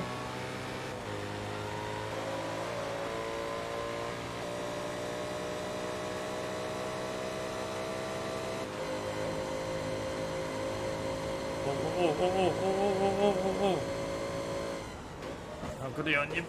You moron. How good are you on your brakes? Clearly not that good.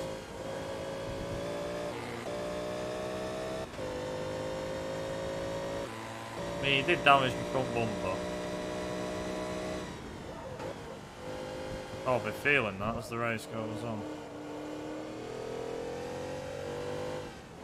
I don't know if I'll live through Silverstone, but I think we should be alright with this. Yes, this is literally just clearing out any professional races we've got.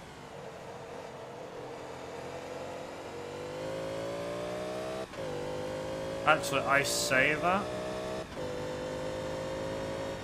but I could clear out possibly. Not saying I will do. But I could clear out the R2 races today as well. Depending on what we're at when we get out of yeah, depending on what we're at when we get out of Legends World Tour.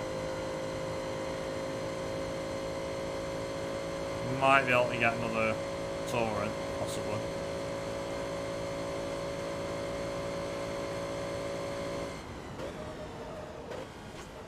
Actually, yeah, I could probably do that. Probably get another tour in. Stream a bit later.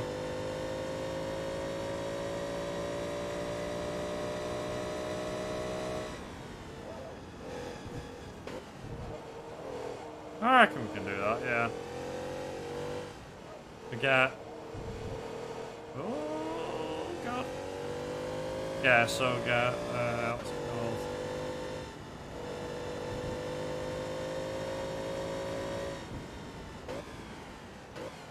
I've got to be up early tomorrow.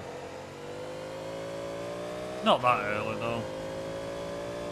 I say that, I've got to be up later than I am for work, so it's not exactly early, is it? I usually get up for work at like 7:45. I'm looking at getting up at like 9. Not exactly early, is it?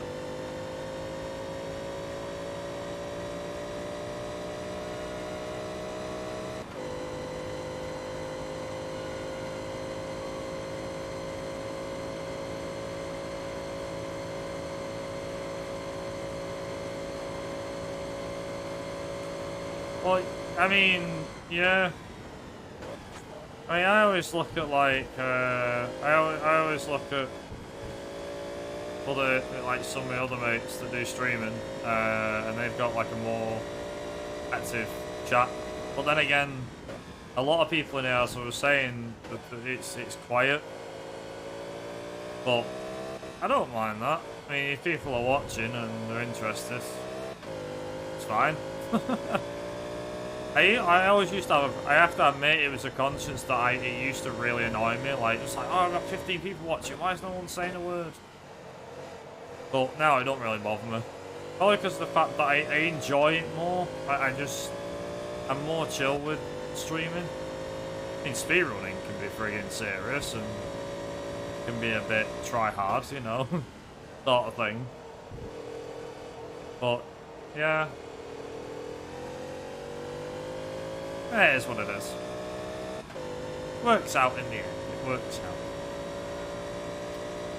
out. What do I do for work? The quiet chat is nice. Yeah, that's true.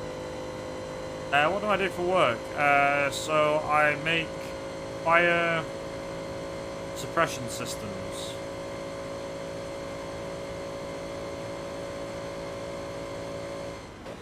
So I help build them up and everything.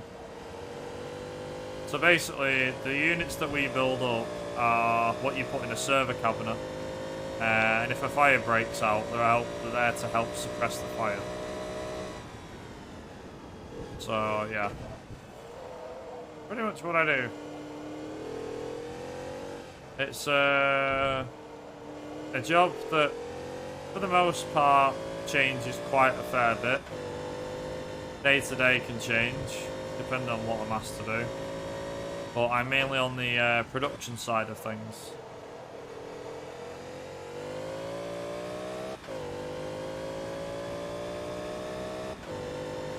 Yeah, so we have like, you know, we've got like a fair bit. We have like customers all over the world. This past week, 2 of our guys have gone over. They've gone over to Singapore to showcase our products, which is really cool. I only started there about 6 months ago. Before that, I was in a metal company doing PCB production, which is basically like electronic board, making electronic board stuff.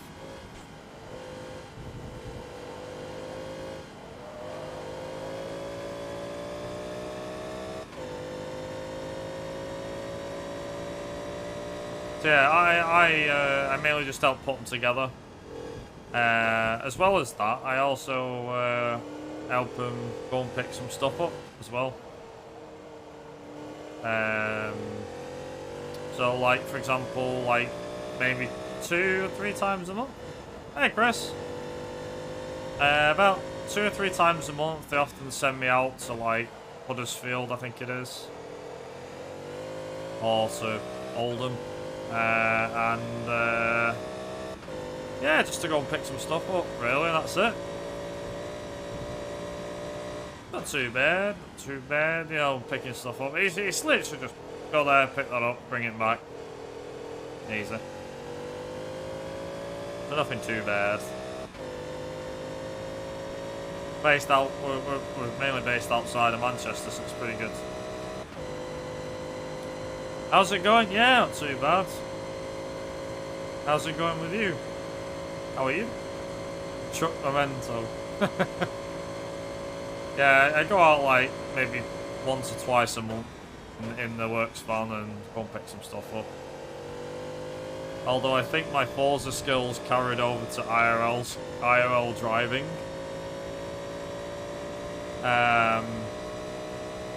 Because in the last 2 weeks, I say 2 weeks, I think about 2-3 weeks ago, I went picking up some stuff for work in the works van, and unfortunately got done for speeding. So, yeah, turns out Forza can help you learn things, including how to get caught speeding, which is my fault. It was my fault, I'm going to say that, but at the same time, I'm like, I hate them mobile cameramans. Just come out of nowhere. So, yeah. Well, the funny thing is, they've got the van. On the evidence, they've got the van. They haven't got who's driving. You can't see who's driving. So we could have just said a ghost was driving it. For a laugh. But anyway.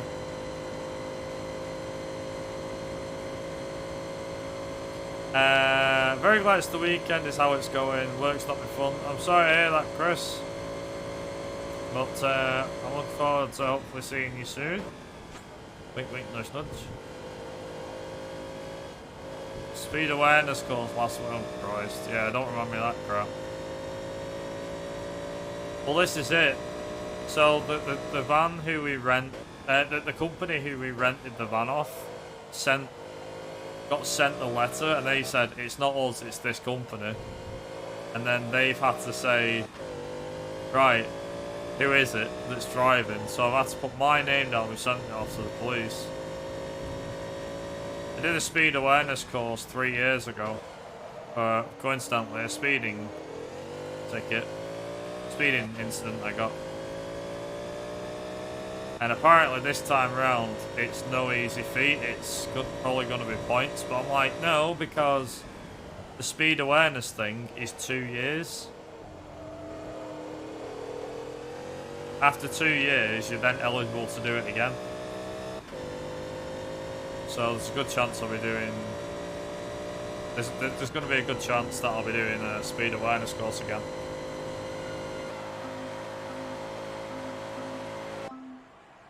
There we go. Should be seeing you soon, yeah. Exactly. Yeah, I know. You think I don't know that? Yeah, exactly. I'm pretty sure that's why they're placed. That's why they were placed where they were placed when they caught me. That's the thing. I'm like, oh, why? Sucks. Yeah, that's the worst one.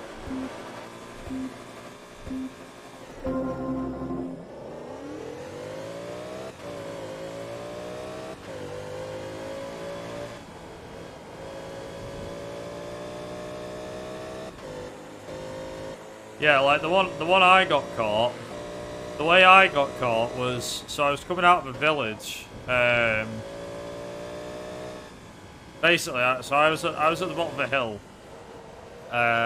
Coincidentally, I was at the bottom of a hill coming out of a village, and it was a 30 road. But then a little bit up the road, it says 50. But before you get to that 50 sign, there's 2 corners that you have to navigate. So I navigated them and I started speeding up. Well, at this point, the van was there round the corner. I clocked it, tried putting the brakes on, obviously didn't do it in time. I got caught doing 42 on the 30 road.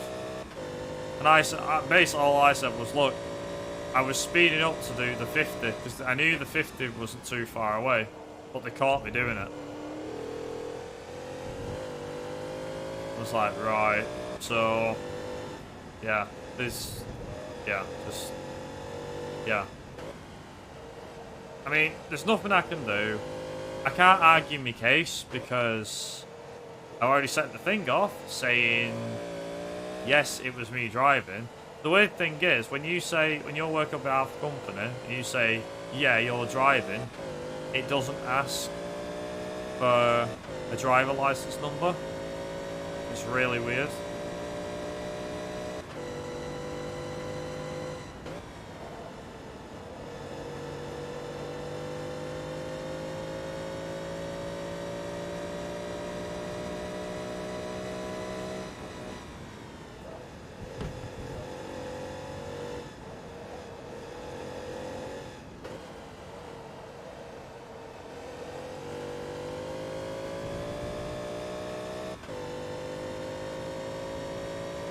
What do you mean? Wait, you say about that? Sorry, what do you mean? The only count past the... Try saying it again, Original. Try giving it another go.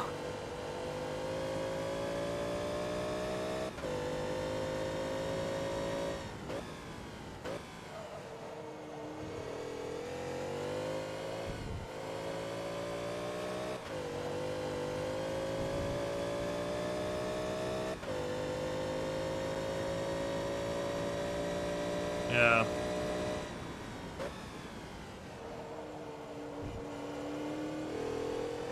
The thing is, as well, is we had a laugh about this in work. Yeah. We had a laugh about this in work. Because, for those that don't know, so, like, my main travel car is a Ford Fiesta. A little Ford Fiesta, about 85 horsepower. So, Ford Fiesta Z-Tech, 2009 Ford Fiesta Z-Tech. Right? Never got done for speeding, never had to. But then, my other car is a Subaru Impreza WRX. 2006 Subaru Impreza WRX. Blue one. And, never been done for speeding in that. And yet, the one time I get done for speeding, it's in a Peugeot Partner. A frigging caddy van, almost. It's just funny, it was just like, has that, doesn't get caught in a Subaru, gets caught in a fucking van. A Peugeot van. It's like, really? Oh dear. So yeah, we had a laugh about that at work, sometimes.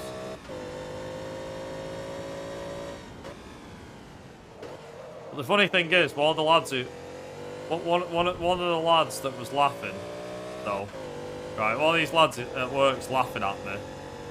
And he's like, oh, you got done for speeding, ha ha ha. And I went, hang on a minute, didn't you get done for speeding about a month ago in a Skoda? And he's like, yeah, I did actually. I was like, wait! Like, two can play at that game, lad.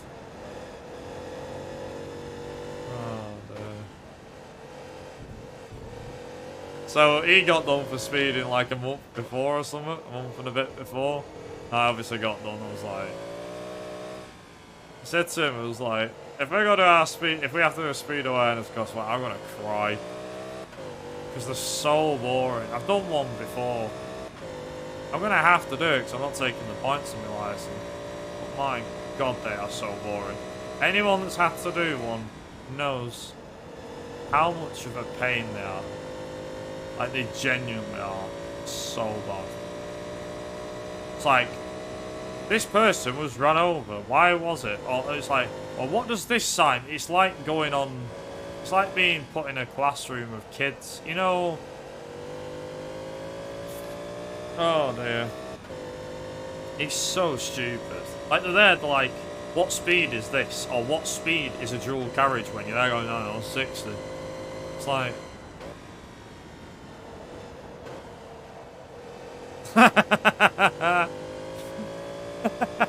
Sorry, you know, I've got to laugh at that. Dual carriageway is a 40. Oh. What was I looking at then? Pretty sure it was 60. Dual carriageway is never 40. It's always 60 for us. Oh, yeah, 40 if you have a caravan. They had like, what's the national speed limit of the motorway? What's the national speed limit of average speed camera? And it's like, huh? I was like, 50. I don't know. It's like, what's wrong with this picture? It's like, the guy wasn't looking in his mirror. I'm like, what's this got to do with speeding? You have to write down, what was you doing when you got caught speeding? I was going to a mate's house. What will you be doing to prevent yourself from speeding again? Slow down a little bit? What sort of answers do they want you to give? Me personally, I'll just put NA. If I do a speed awareness course, I won't take it seriously. I'll just put NA for the answers.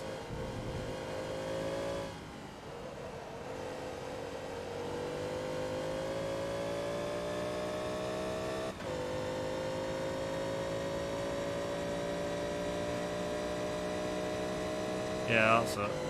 I don't know, speed limits are up and down. For me, I always think speed limit of the motorway is 70. Average speed camera is usually 50. If it's a dual carriageway, it's 60. That's it. It's a Britney song. Here it is. Hazard perception. I used to do well good at hazard perception.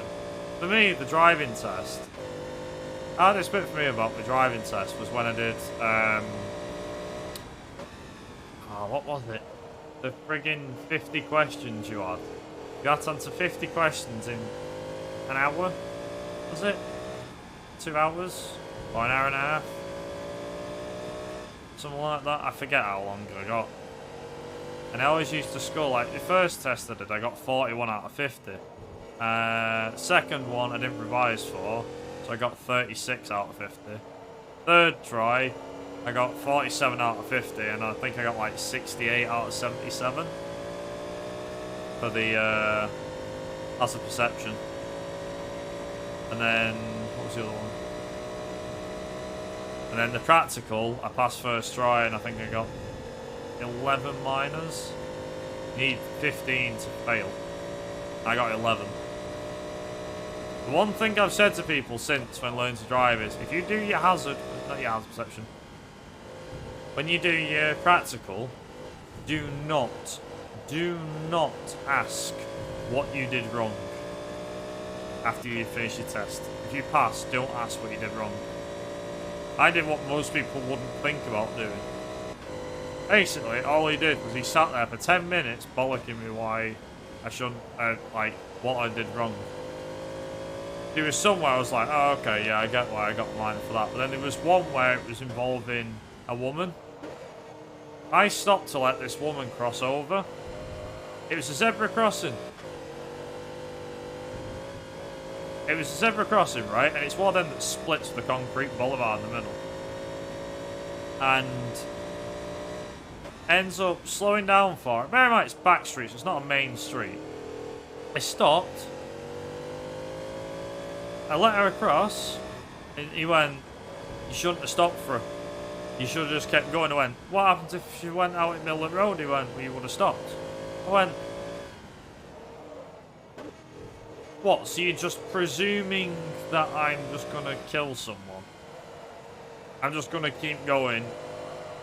So if she was halfway across the road, I would have let you off. But she wasn't. She was stood at the side. I said, it's the right thing to do. He went, nope. I was like, so stupid. Honest to God. It was so stupid.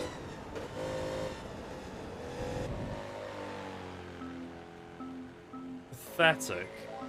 Honestly. Hey, Brad, guess what? Car I took my driving test in. Only one guess loud. Was it a Yaris, King? Was it a Yaris? Oh, man. Toenail was on the road. Therefore, you failed. How dare you know it's a person? That's how funny it is. Yeah, it's stupid, isn't it? Pathetic.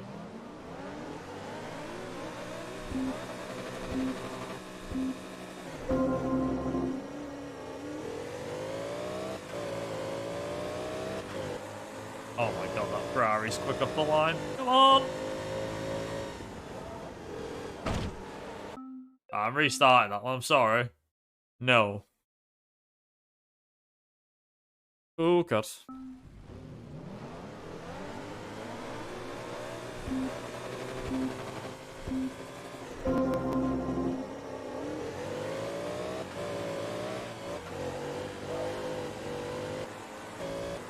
Oh, no, you don't.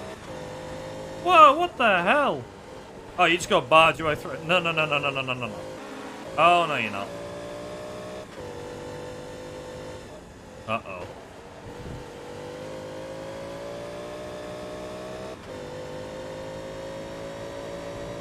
Should be able to catch these guys up. There we go. Sweet. Hang on, wait, whoa. Slow down.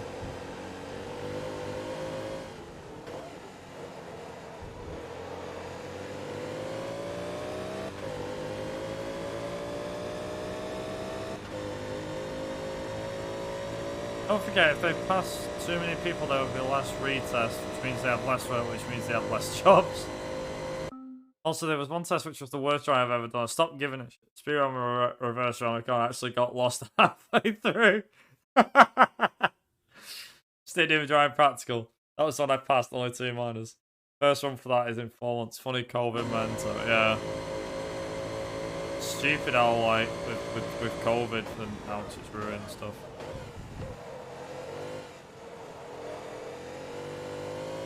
Surprised I actually slowed down for that corner. Brief.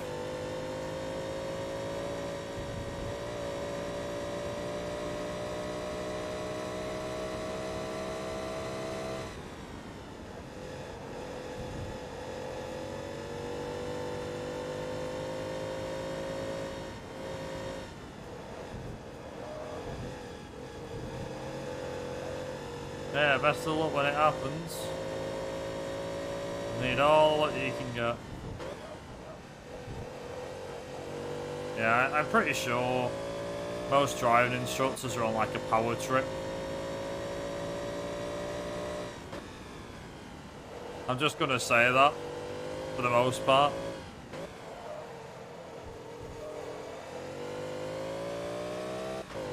Yeah, I should still be going for maybe about another 2 hours. I reckon, because I've got this, got the Legends World Tour, and then got the one after it. Depending, we'll see what happens. So we'll see what happens. They're the gatekeeper of a car crash, yeah, exactly. They suffered, so they reckon you should too. Yeah, no worries, I'll catch you later, Original. Catch you later.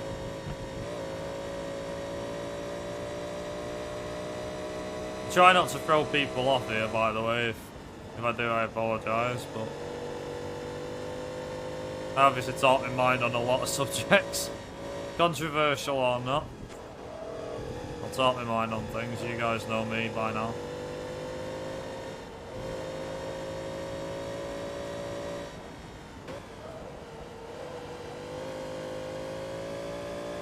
TPM for you? Oh, okay.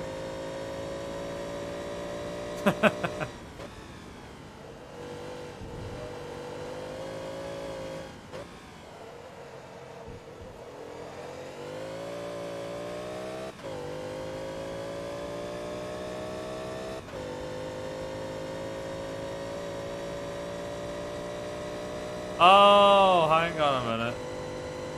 $2.43. You don't have to. You don't have to. Ooh.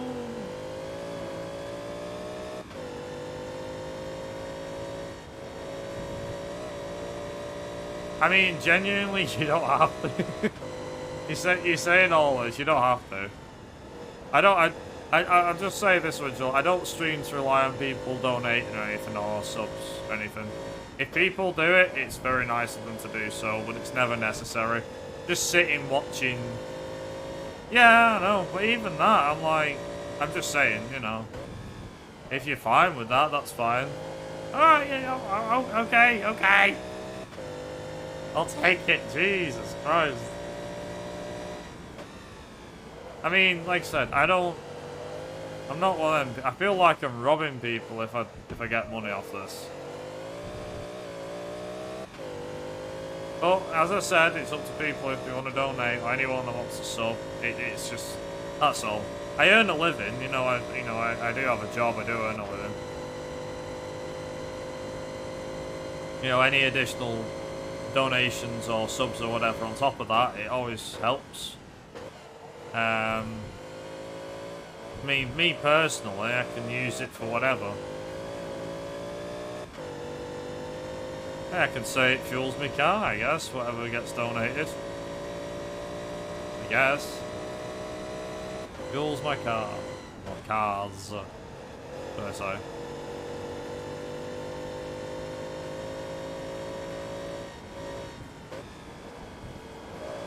I don't think I'm ever going to get to that day. Like, so all this petrol that I'm filling up with right now isn't actually my money that's being spent. It's my Twitch viewers now. I don't want to be that kind of smug. I feel like that's being way too smug. I mean, it'd be nice, but at the same time, no, I'm not praying on that. It just, I don't know, it just don't feel right.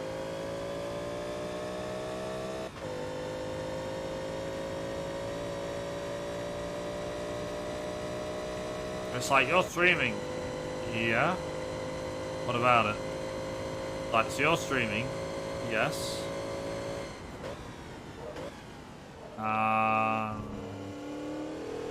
But, oh, nothing.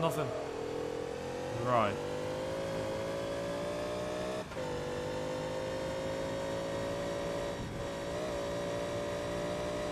So if I stream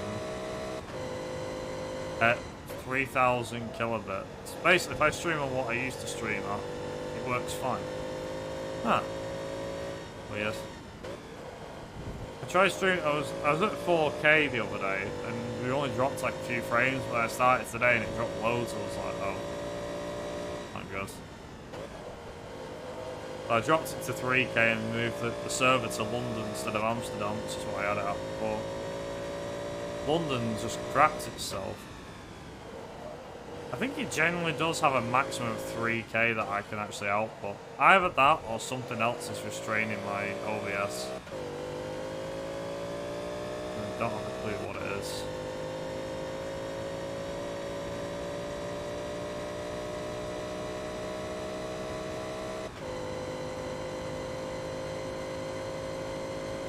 Yo. How the hell is it 25 to 9 already? Grief.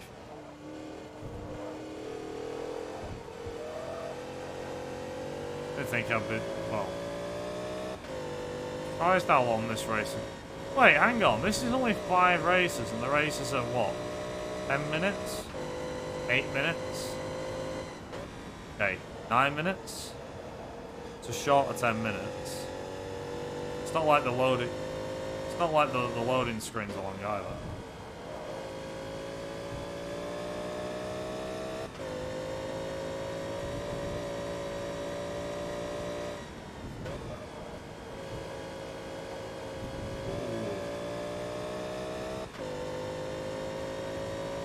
This for quite a while.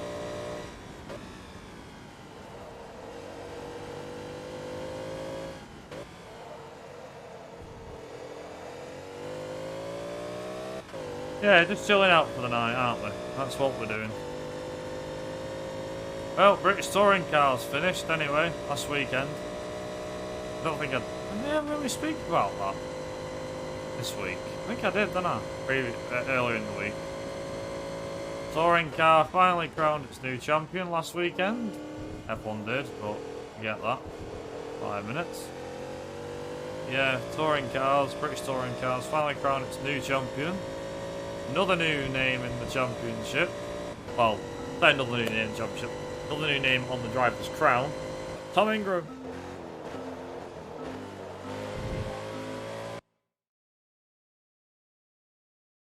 Yes. Done with that one. We're done.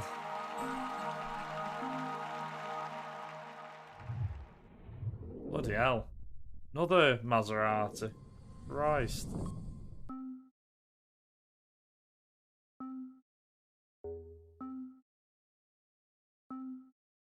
There we go.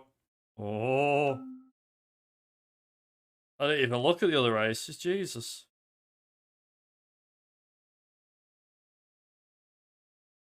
This is the Legends World Tour. I think, other than the Porsche one, I think this is the last other event. Ooh.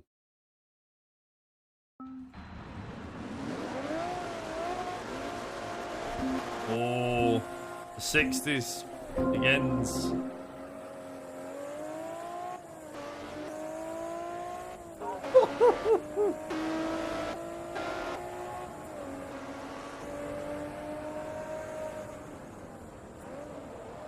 Oh man, wait at this thing.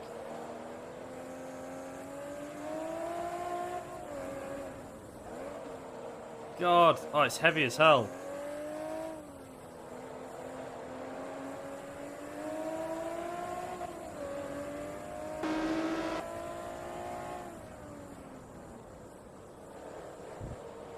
it's going to be so difficult. Car's handling's so strange. I'm gonna have to get used to weird handling for a car.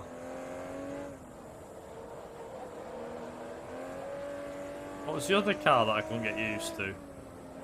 Oh, the Shelby Cobra 427, that's it.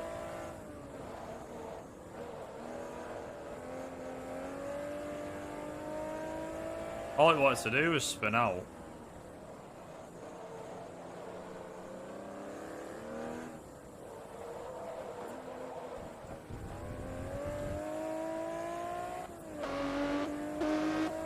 Oh, they're all on my tail. Oh, this. Ah, because it's the GT, innit, versus the 330.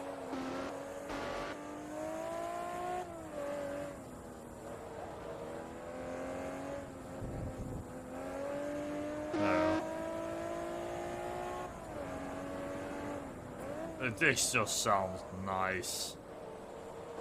I'm not even gonna I like the sound of V8. Like, it does sound nice.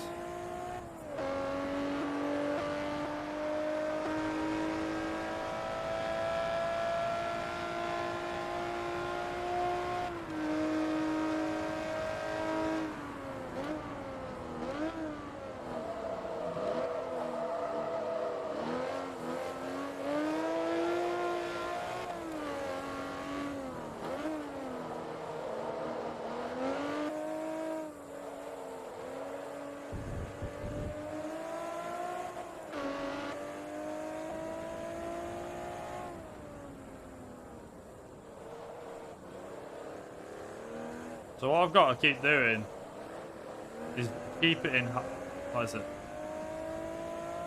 Higher gear, basically. I'm like, uh-oh. Yeah, these are probably going to be longer. Okay, forget what I said about doing the R2 one tonight. It's probably just going to be this. I think there's 6 races if they're 12 minutes each, yeah. This is going to be a long ass series.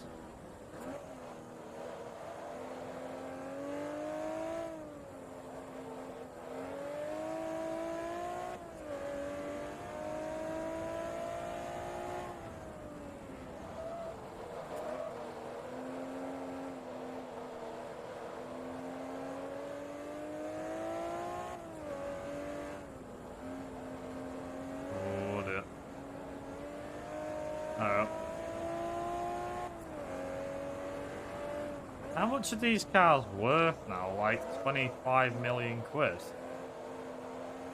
Wouldn't surprise me if it was more.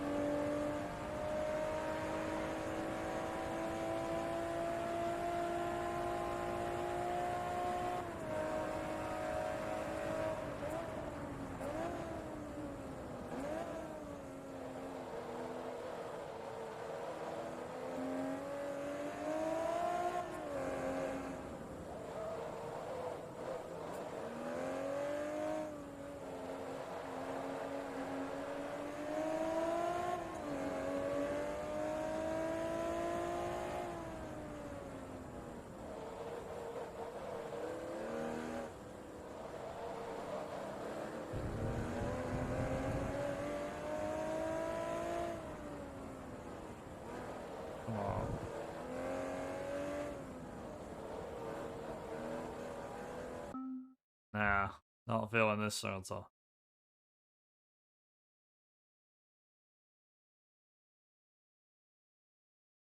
I guess I'll do.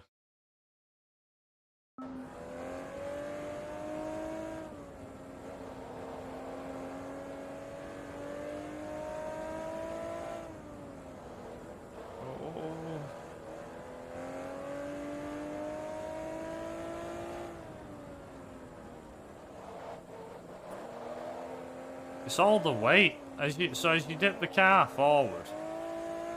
By that, I mean, when I put the brakes on, the back end just lifts up and swings. I'm guessing it's just all the weight. Weight distribution of the car is really different. Why are the cars so bloody unpredictable? Like that. It's like, oh no, brakes. And then it's like, brakes work, and then they just slides.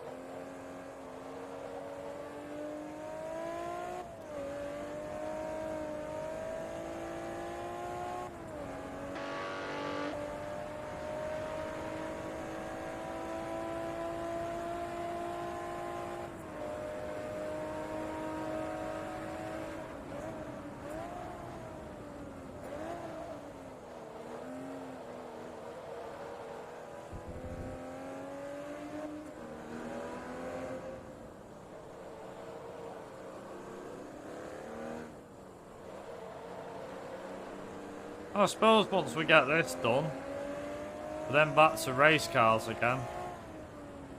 Because then after this, we've just got R2 and then the R1 tours to do, the professional stuff, and then we're on to Enduros. Oh, which we should get through pretty fast, actually.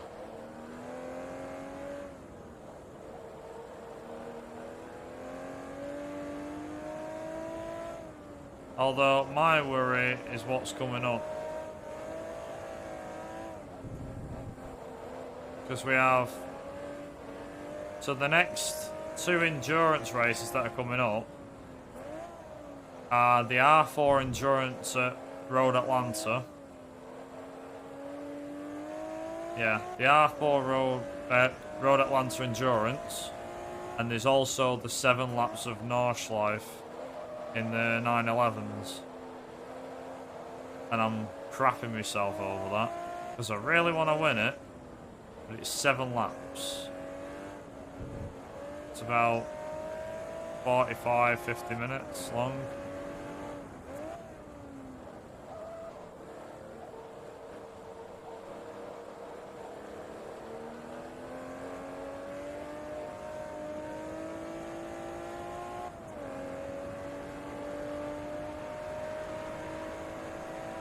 Oh, come on. Yes.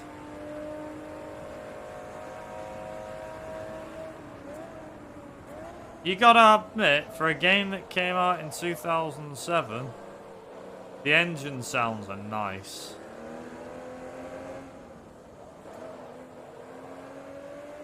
I mean, I think they did better in PGR4 as well, but they did try well.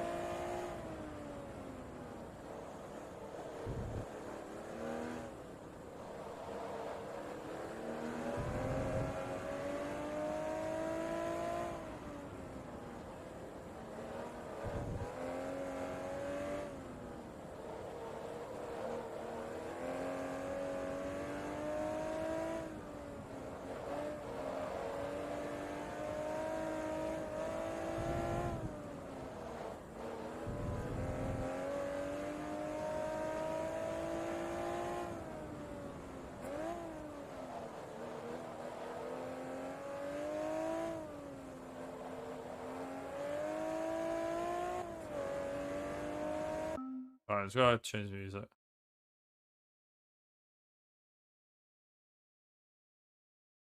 I guess that'll do.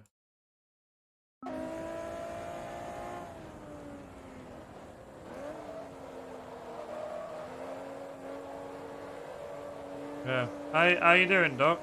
And King? Still hanging in there?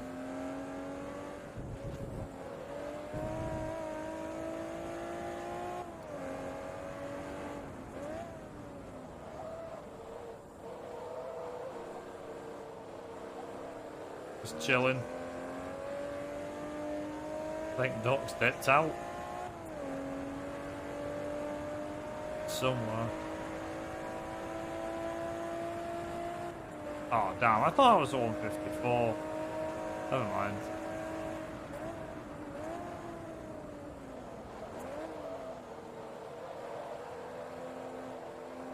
I know me and you, King, have had a chat about like CMR and stuff in the past, and CMR 1 is your personal favourite out of the games that I run, right?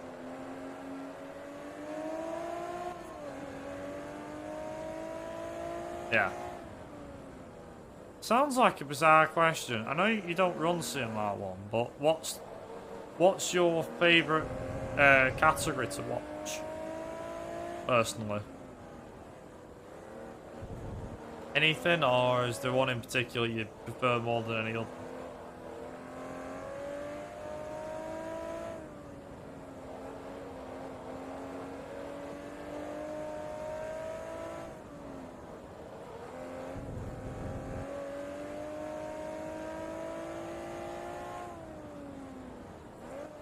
Oh, I forgot, one of the races in this is Northlife. That's a 15-minute race as well. Sim, I want it to be either intermediate or expert. Okay. Which one do you prefer more, though? Expert because of the faster cars, or intermediate because of the original experience, I'll call it?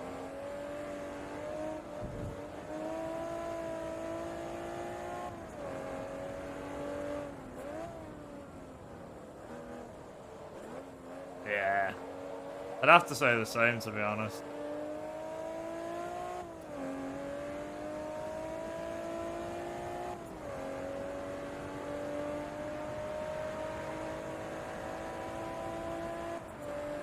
Yes. Nice. Bleeding hell. Nice. Made it up to level 2.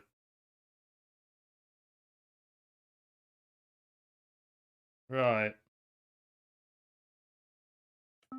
Suzuka, Sebring, Road Atlanta, Northlife. I didn't see the others. Oh, man.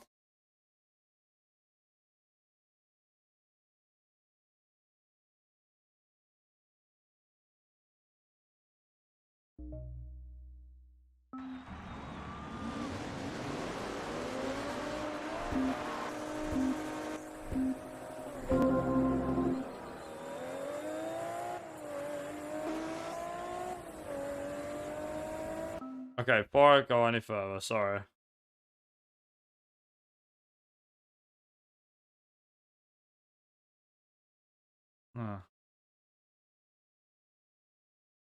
Yeah, sure.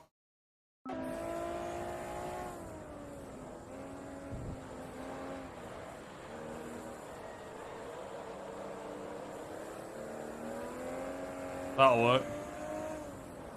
Can't beat a bit of Eurythmics.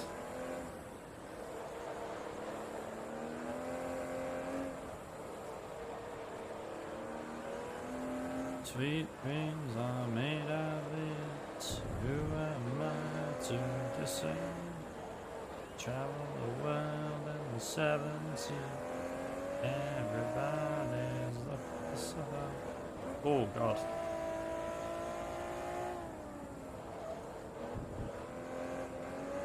Yeah, King. How much do you reckon these are worth nowadays? Actually, both cars. They've got to be worth about 20 something mil each. At the very least. Yeah, I know millions, but like, how much do you reckon? Ferraris tend to be worth more, don't they?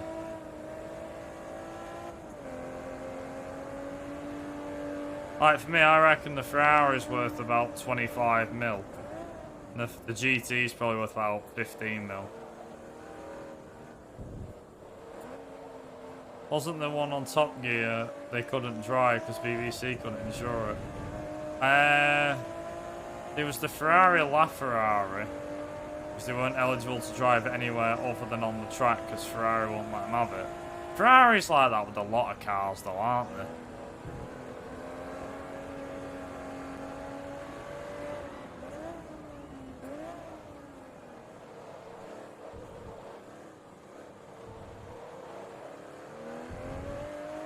This is the... hang on.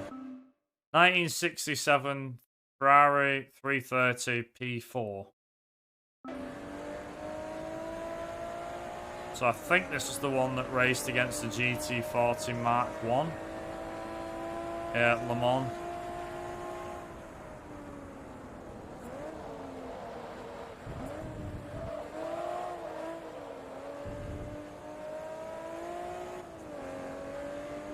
How have I done 10 seconds in a lap? How's that? How is that possible?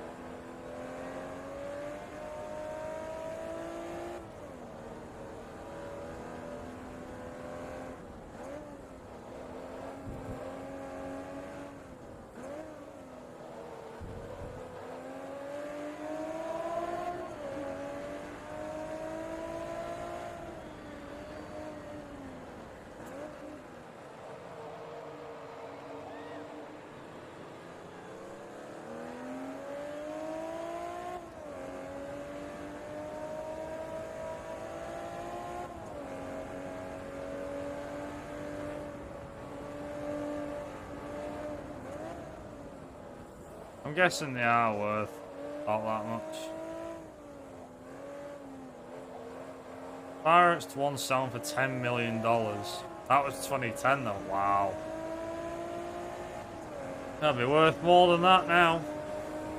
Definitely. It's like all the other cars, especially classic ones. Funnily enough, I'm going to a car show next month. It's at the NEC in Birmingham. And it's the classic car show that they're running. Like Wheeler Dealers goes and so on. I think Quentin Wilson usually goes because he's head of the Jag Club. So he rates alt Jaguars. I know me and my dad have seen him there a few times. We're like, oh, it's Quentin Wilson, that lad off Top Gear, 5th Gear.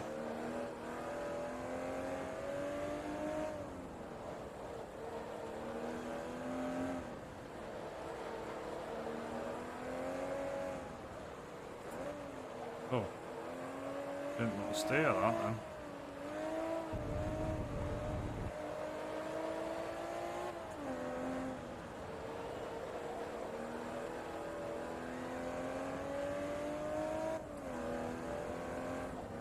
Car's drifting. I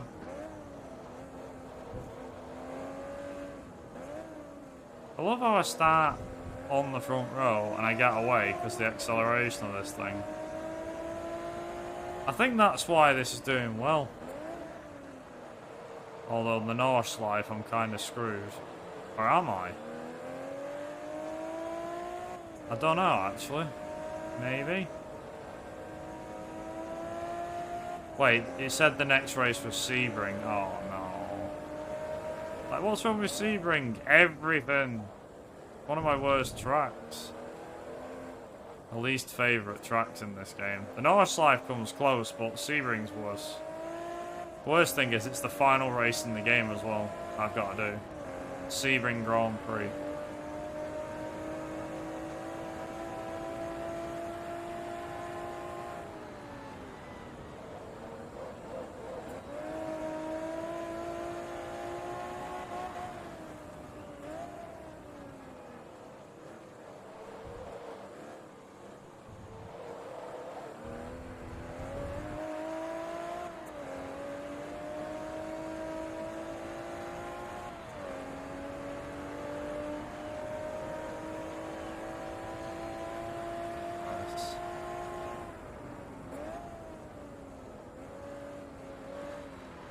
Yeah, so this is definitely at least 12 minutes a race. So each race is 12 minutes apart from Norse Life, which is bloody... Yeah, apart from Norse Life, which is bloody 15 minutes. Yeah, I'm fairly certain now, actually. We're going to do the Legends World Tour, and I think that'll be it.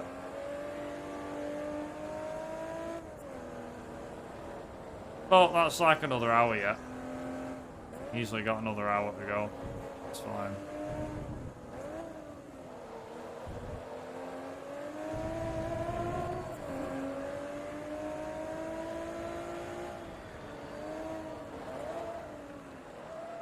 It's like, please stop.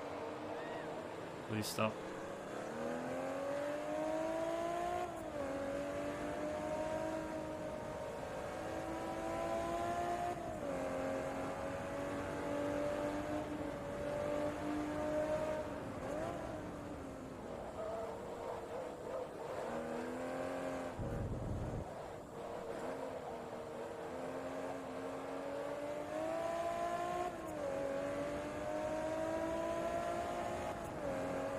I have to admit, I do like the sound of this Ferrari. It does sound nice.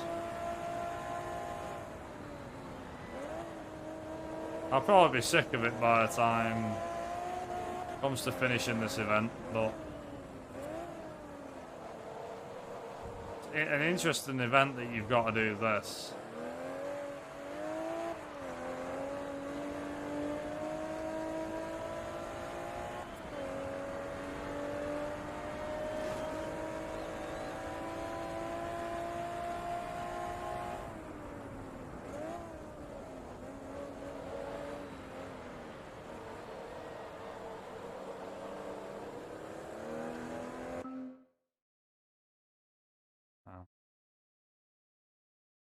Oh.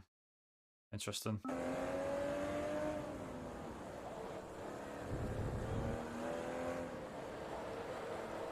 Don't recall this car being in Forza Horizon 4, it was just in Forza Horizon 3.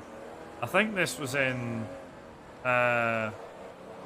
Forza Motorsport 4.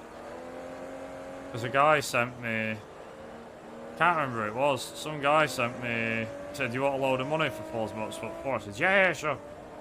He sent me a load of these Ferraris because he glitched them. And they sold for about, I think about 10 mil each or something. And he sent me about 15 of them, so I sent my mate a few. And yeah, he sent me a few and I sent my mate a few. And then he sold them, we both had loads of money. So we just went mental with cars and stuff. Great. Weird memory I've got of that game, that's the thing. I've got a weird memory about Forza Motorsport 4.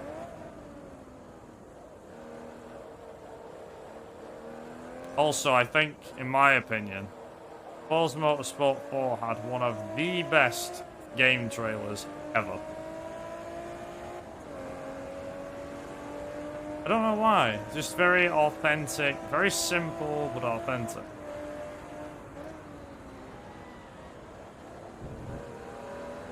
Right, what sort of trailer was it? I'll show it. Not now, but when I'm done.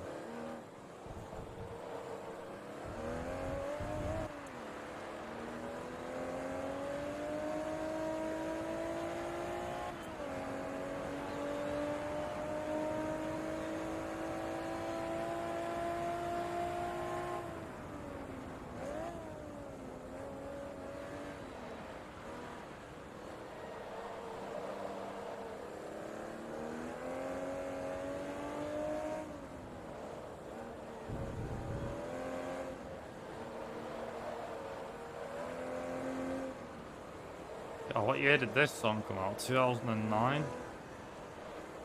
2010 maybe? Something around, it has to be around then. 2009, 2010. I think I had this song on my phone at one point.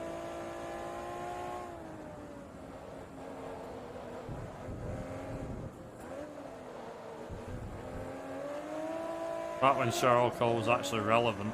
Ooh. Let's be honest, she's not relevant anymore.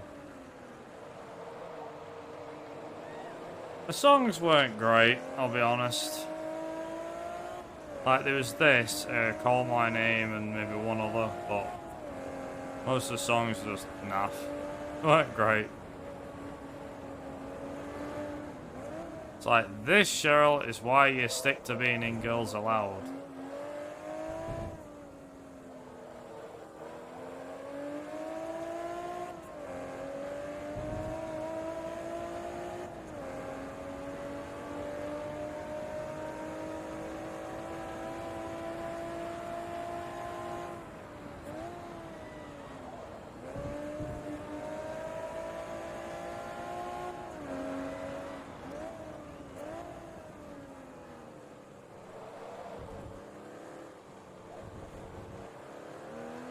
.42 seconds ahead, Jesus. What was the AI's best lap?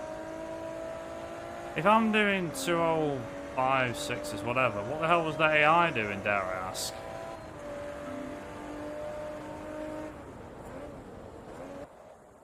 Jesus Christ. Bleeding hell. Oh, bad.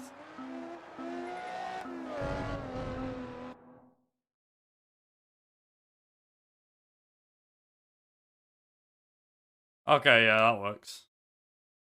6 lap. Oh, Laguna Seca's back. Oh boy. Yeah, Karate Guy works for this song.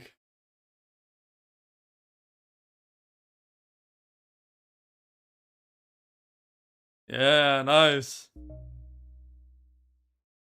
Actually does work quite well. You see, I like looking at that. I might keep that. Just if I can get the if I can lower the dart, make him a bit lower. Can I turn him? Can I put a filter on him that turns him down?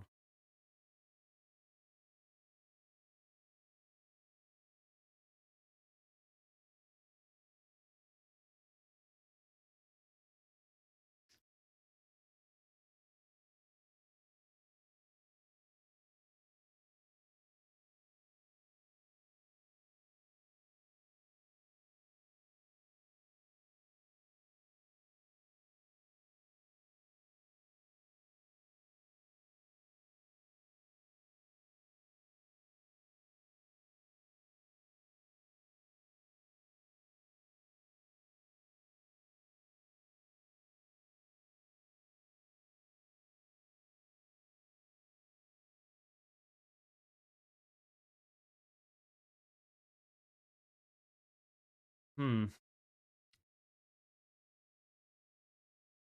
There's no way of turning. It's like, oh, is it opacity? I think it's called.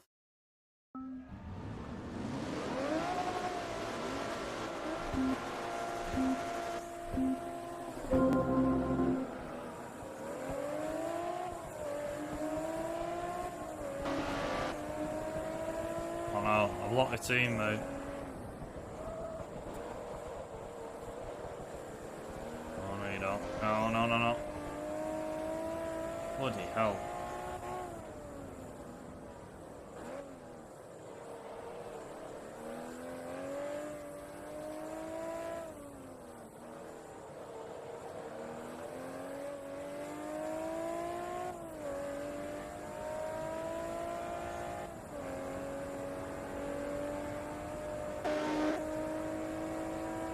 Yeah, in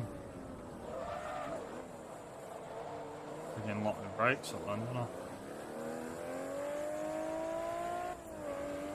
He got nudged! Ross has nudged him.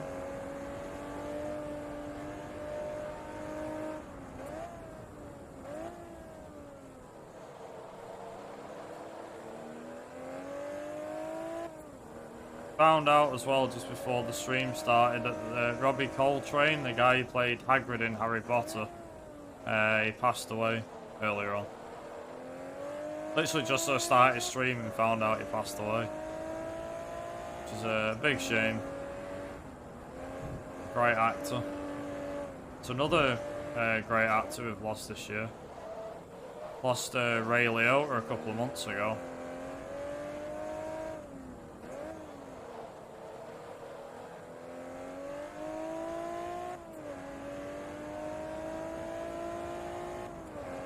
Shame, really.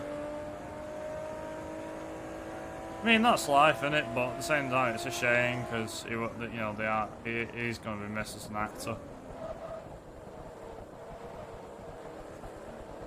Same with Ray Liotta, to be honest. I think he'll be missed because of his great voice work and stuff like that.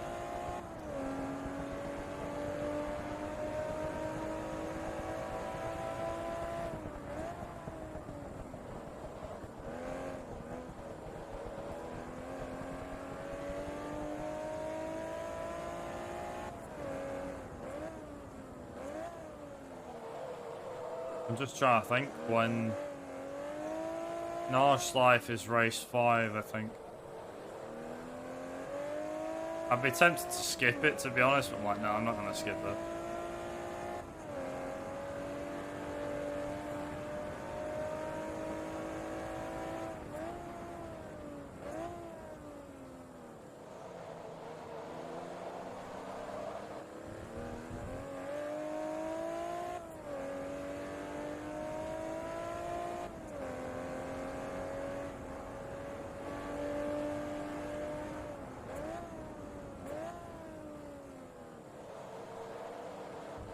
This is just a fun run. What do you mean, King? Sebring? Or... in Nordschleife? All races, like I said, all these races, they're all 12 minutes apiece in length. And...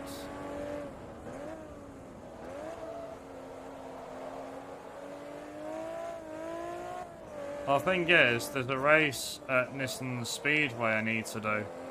I need to win it.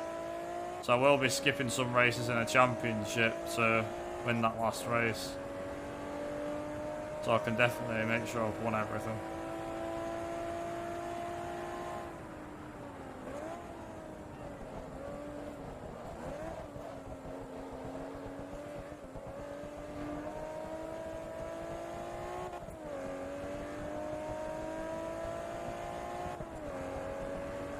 Yeah, I will be skipping some races.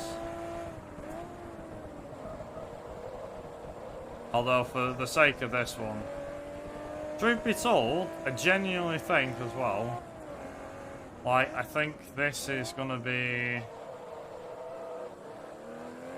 like the longest event we're actually gonna be doing during the whole playthrough. I think this is the longest. Like the R2 World Tour will take an hour, 50 minutes to an hour. The R1 World Tour should take about an hour. And then the R4 Endurance will take 50 minutes. And then the Nordschleife should take short of 50. So I think I mean, we'll see what happens.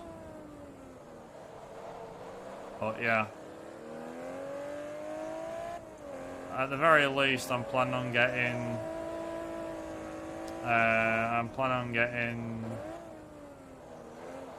What is it? The R4 Endurance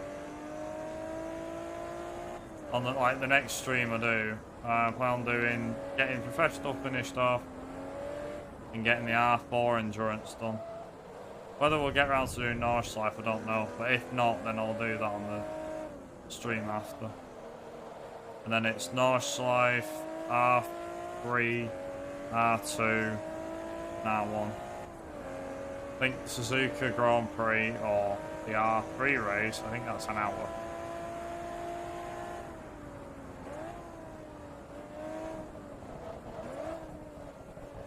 I'm not sure about the Sebring Grand Prix, but I'm not looking forward to it. Although by that point we should have a lot of R1 cars in our collection, so I can use anything. The Porsche is the one I really want to use, but it's not that good against like the Bentley. The Bentley's really good, apparently.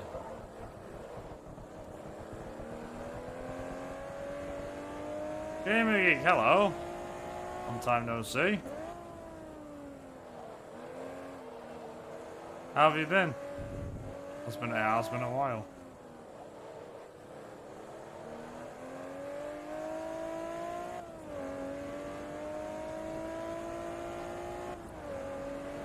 Still alive, surprisingly enough. Aren't we all?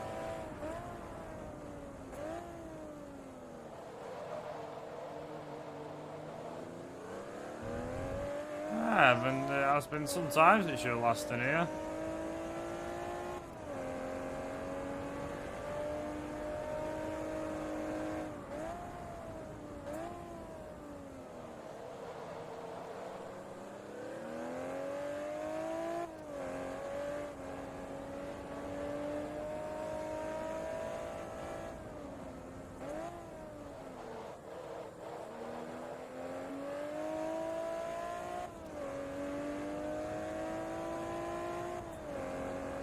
It's been a while since you were last today, Gaming Geek. How have you been? Other than being alive, obviously, as you said.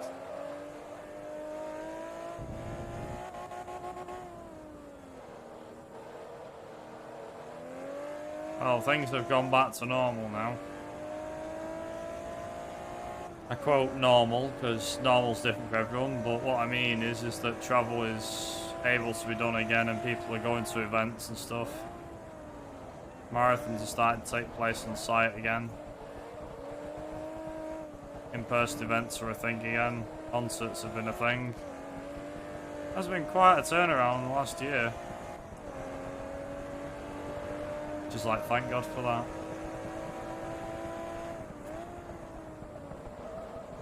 It does, doesn't it, King? It's not just me then that thinks that.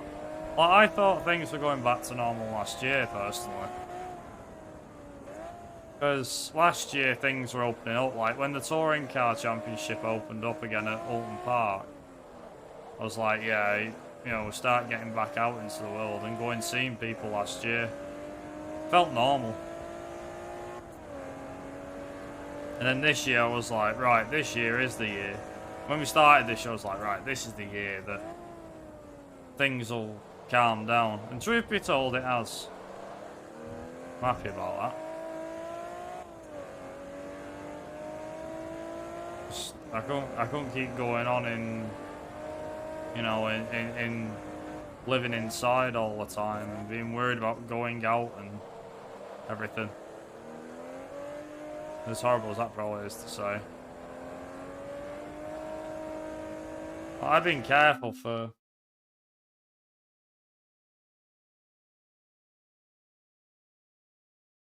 Sure, I just saw something on me island. Hang on.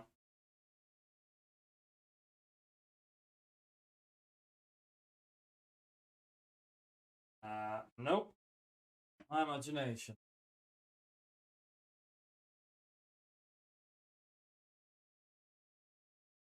Nope.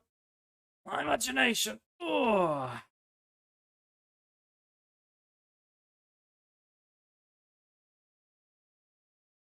There we go. Where the hell am I? Oh. I forgot where I was on the track then. Went through 5 cars, dealt with multiple financial hardship. Oh yeah. Find the back straight where I can read it.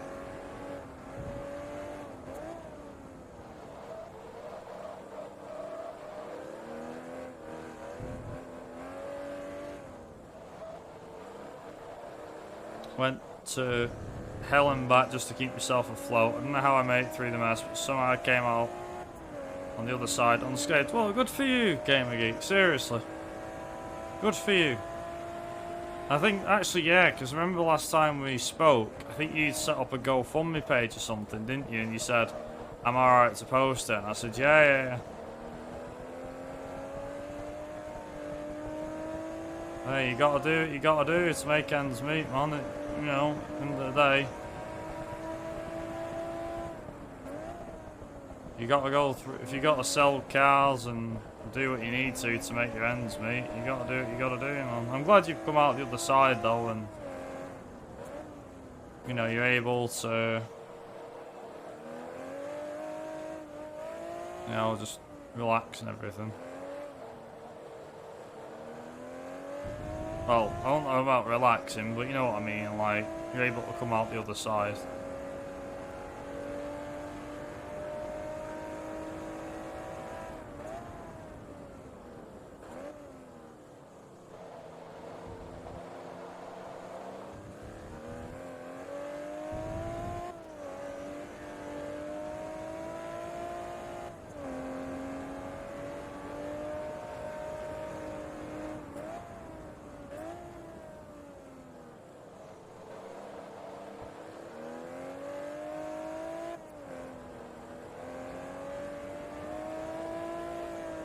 Like I said, man, you know, if you got to do whatever you can to make ends meet these days, especially with the cost of inflation all over the world.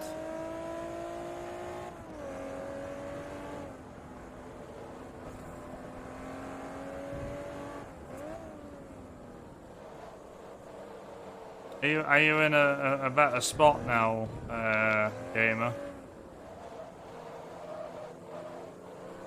Would you say? After everything that's happened.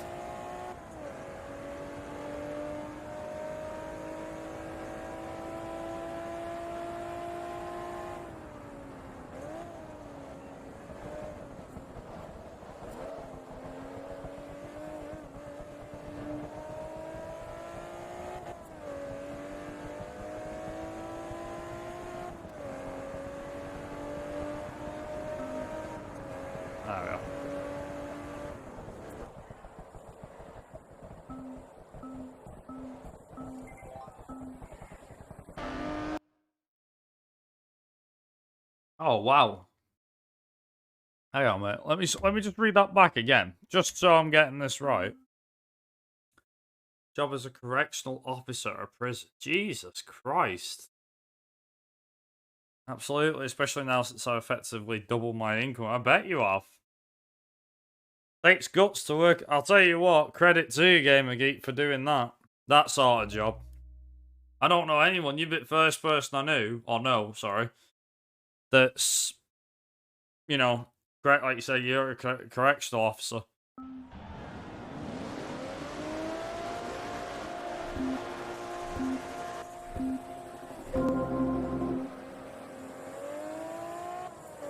That's mental. Just, I don't know if you can tell me or not because of confidential information and stuff, but what's it like working as a correctional officer? And do you often, well, that's the first question.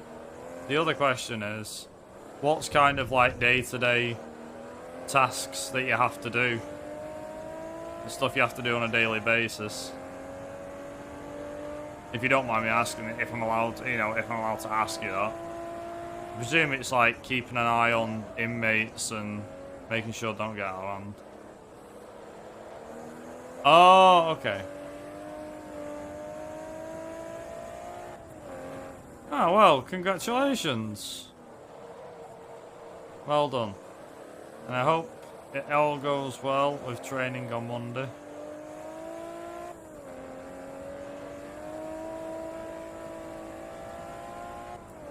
Yeah, I wish you the best of luck, and I'm sure you'll be okay, gamer.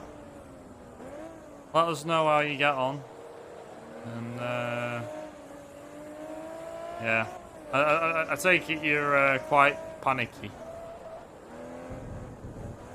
to do with something like this. 4 to 6 weeks of trial, I bet, yeah. Christ.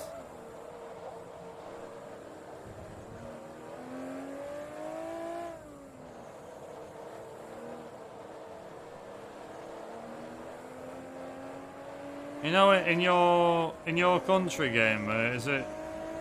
I forget. You're from the States, aren't you? So you obviously got gun control, gun laws. I mean, and stuff. I'm guessing you'll be carrying like a pistol on you or something, or you'll have to. That'll be part of your training. It has to be. I mean, I can't see it not be. I mean, over here, I guess we wouldn't have that kind of training. Maybe we would actually, because even though we don't really have guns in the country, we technically do. Especially at prisons, I'm pretty sure we do. Armed guards and all the rest of it. Like armed security.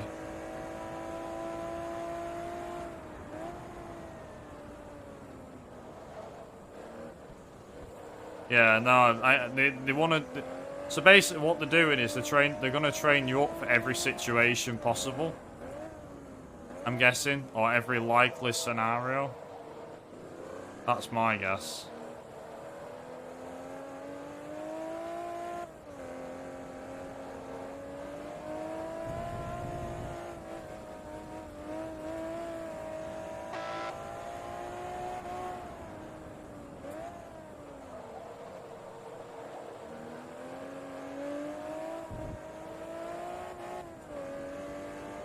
It's paid training though, which is good.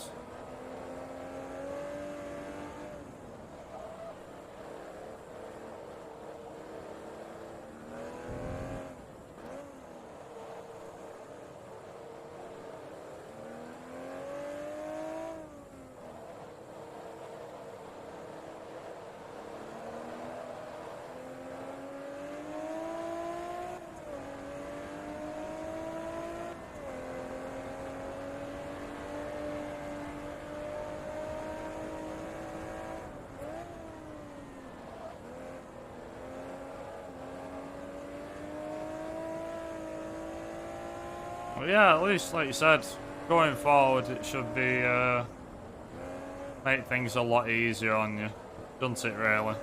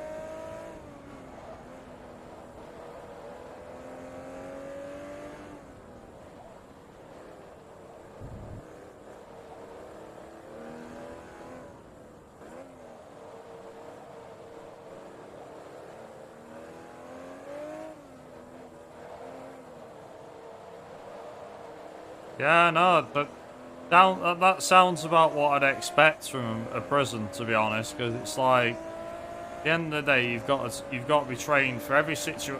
I'm not an officer at law, I don't have a clue, but from basic theory, I'd presume that's what it is. It's like, you need to learn how to defend yourself if a convict turns violent.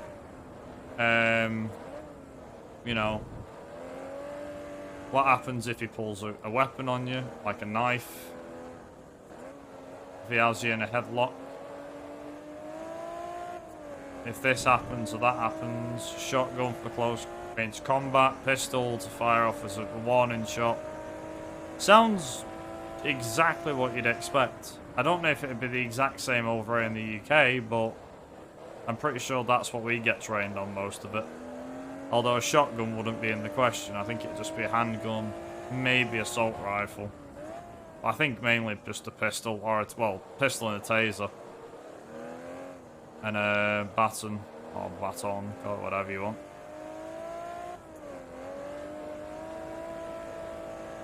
Nightstick, is it?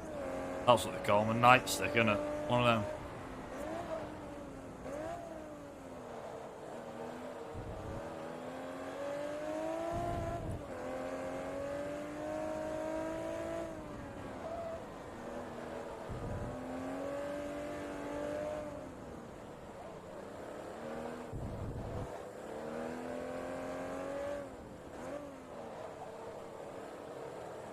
Yeah, like I said, it makes sense, doesn't it, because of what's going on. Tell you what's going on. It makes sense. You know, you're at prison. You need to learn how to defend yourself in case someone pulls a weapon on you and so on. I'm like, yeah.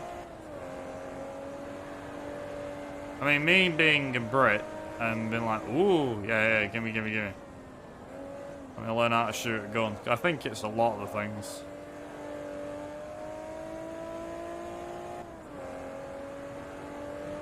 Oh yeah, pepper spray, I forgot about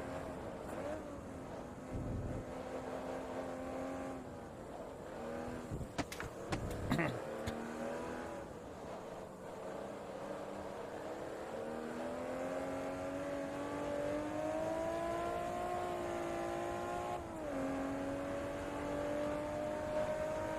Yeah, well, it's like, as you said, you know, you've got, what is it?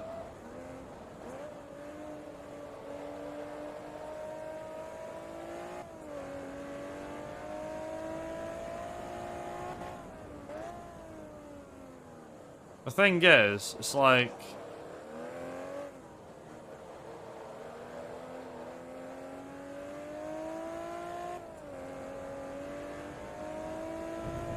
I don't know, I don't know how the UK system would work. Ours would be probably how to use an handgun, needs be, definitely a taser, a nightstick. I think that's it, actually. I don't think we really need to use anything else.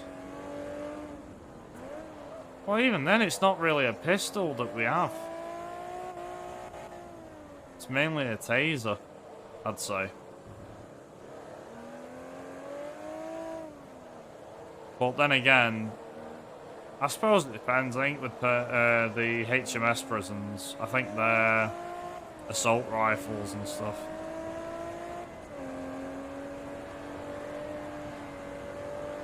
I know a few places that have HMS prisons.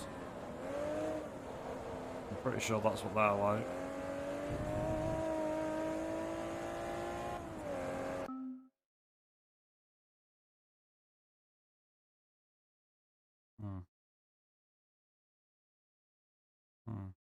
I'll do.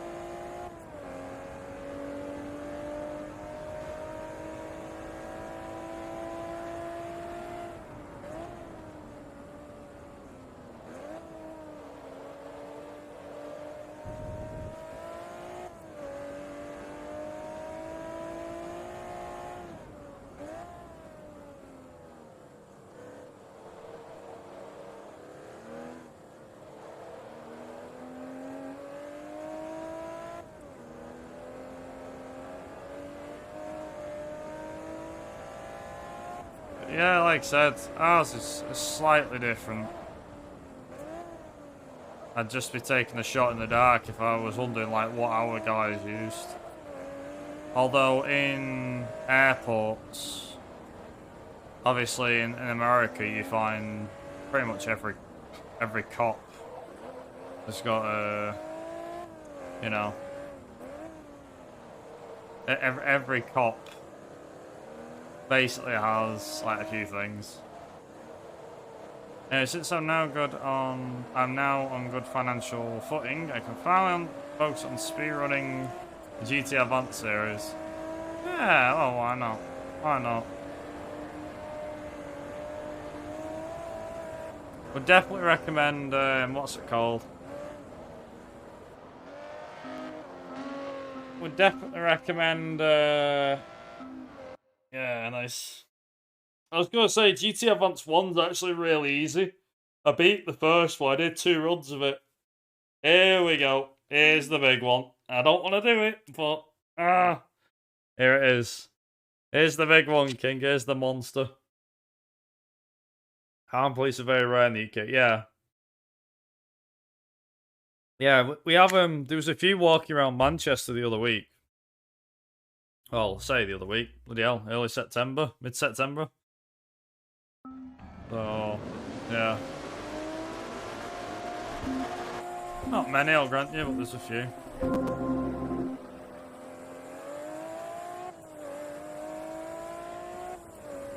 Oh, this is so gonna hunt me down. 4 GTs are way quicker than us in a straight line.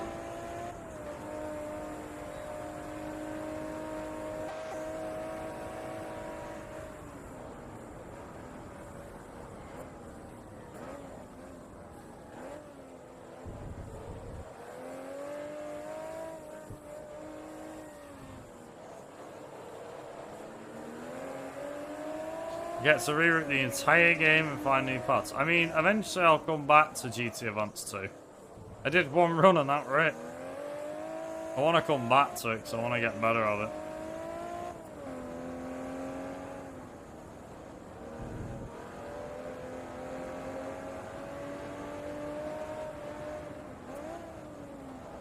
Like, Rusty really took over that. Like, he really took over that leaderboard. All the ILs and the full game.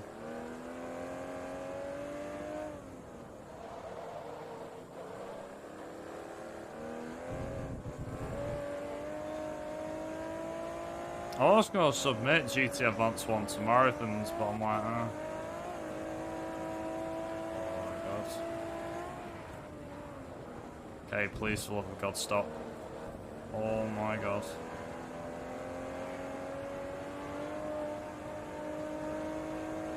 I'm now terrified.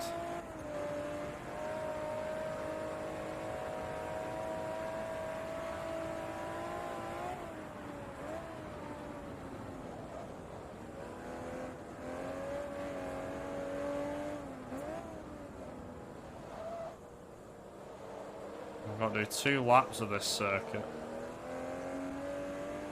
It's like once you've done 1 lap, it's like, hey, 1 more time. Like, no. No.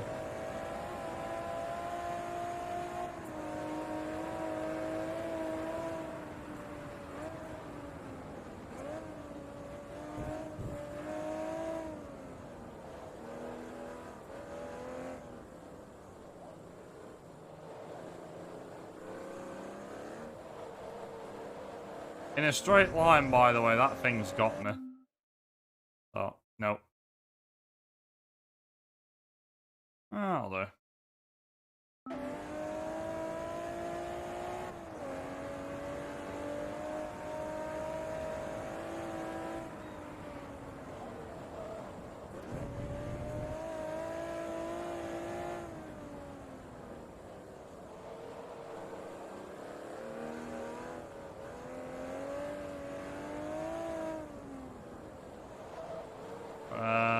Wait a minute. Try and read that.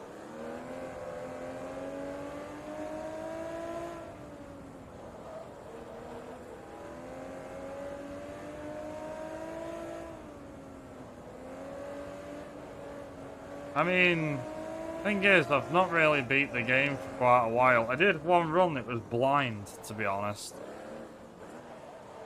I didn't have a clue where I was going on the stages, or the handling model, or anything. So, I'm just going to say that now, like, I've got a lot of time that I can save. So yeah, if you figure it out and you let us know, then great.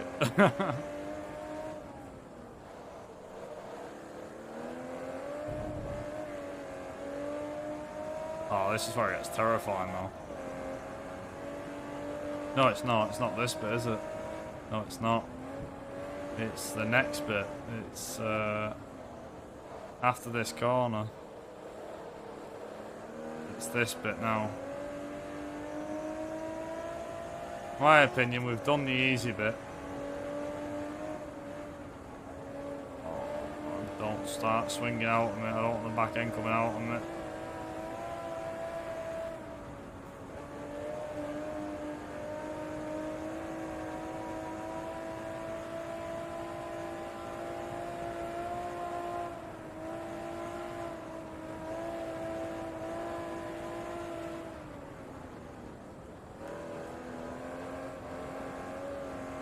There we go.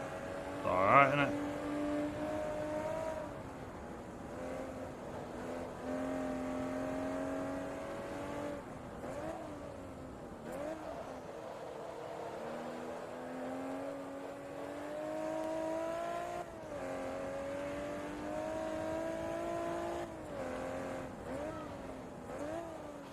Yeah, that's true. It does. Does give you plenty of practice, you're right.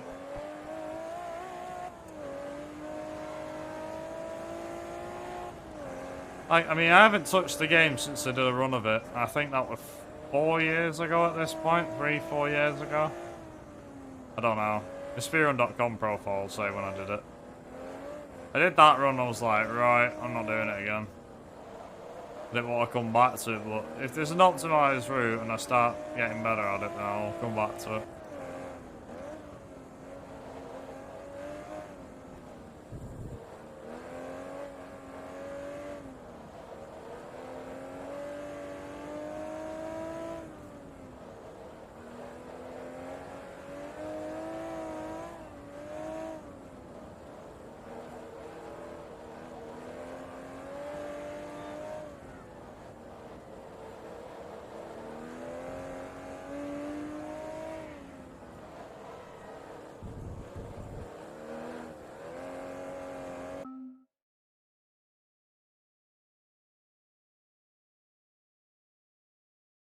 God.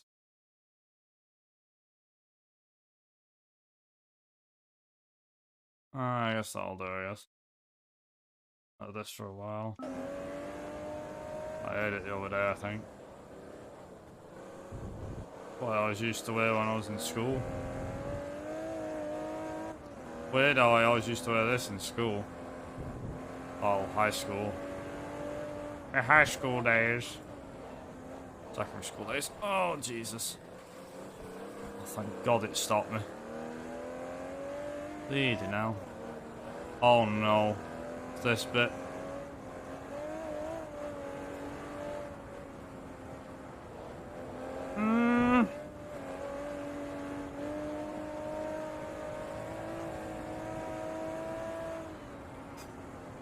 God.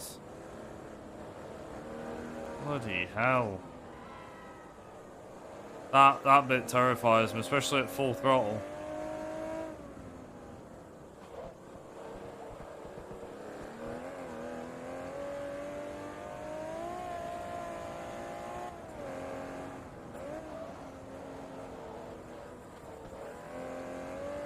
There we go. Let's see if they catch me. On a straight. They should do.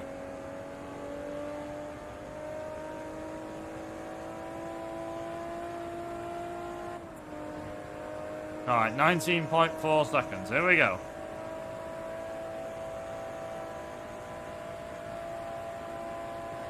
Alright, that's one lap done. Seriously. One lap done. Hey. I said it for 15 minutes.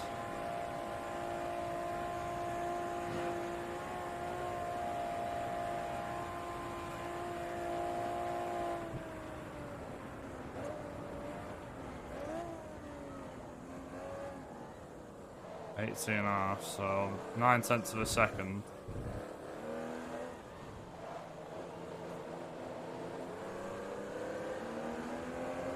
Just waiting for the next one.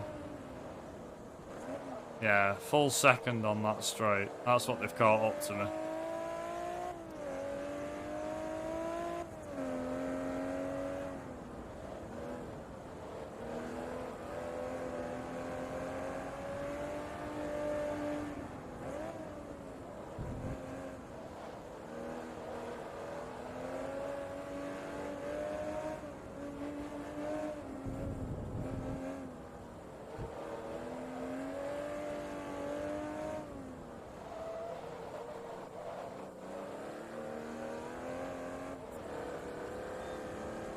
There we go.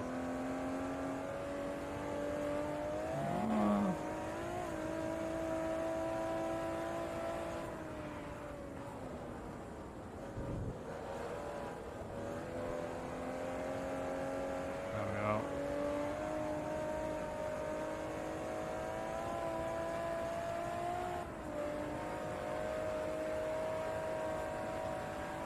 My God.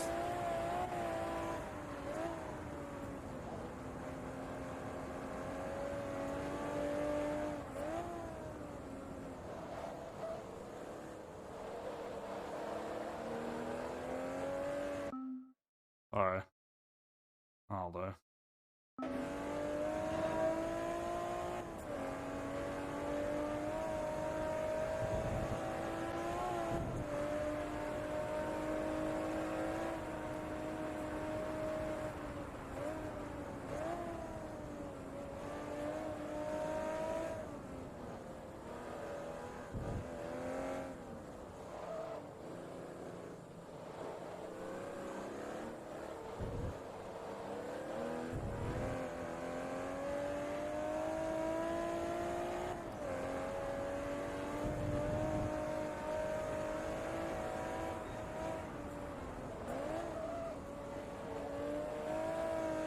Yeah, it should be finished by about 10 o'clock. Well, quarter of an hour from now, 20 minutes. That's good.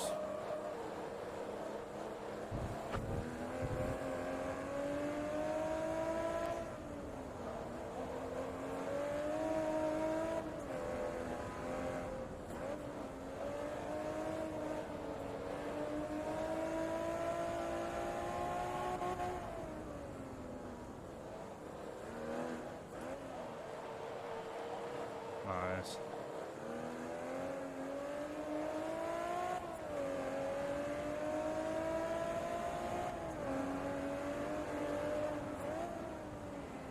Oh, God.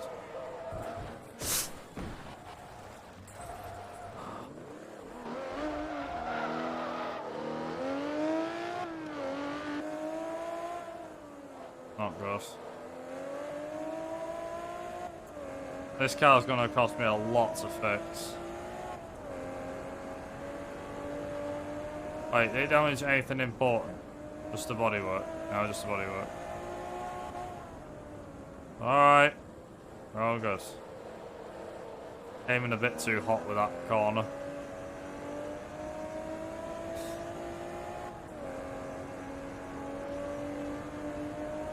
Also, apologies, gamer, if I'm concentrating a bit on this race. I need to. Apologies if I don't say too much.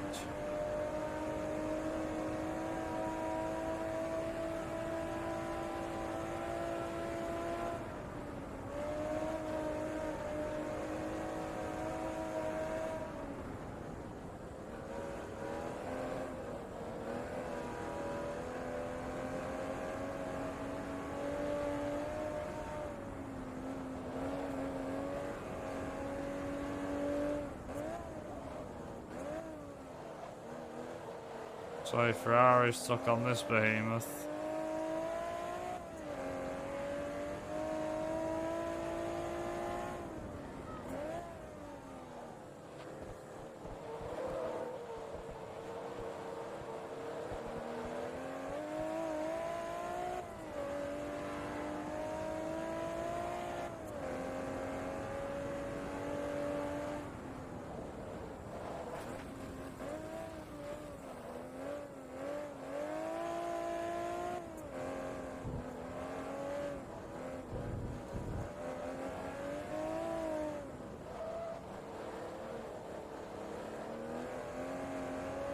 Alright, we've reached the top corner, I think.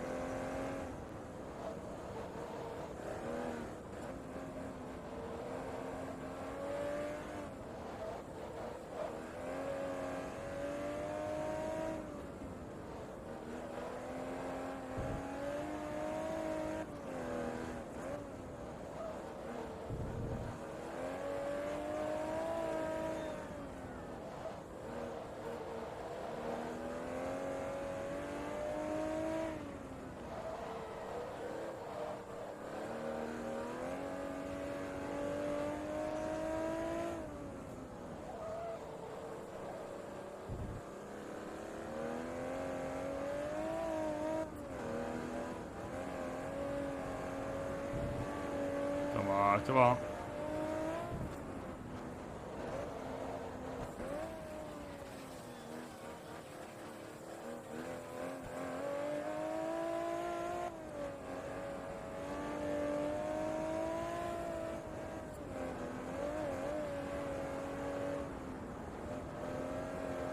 "26 seconds.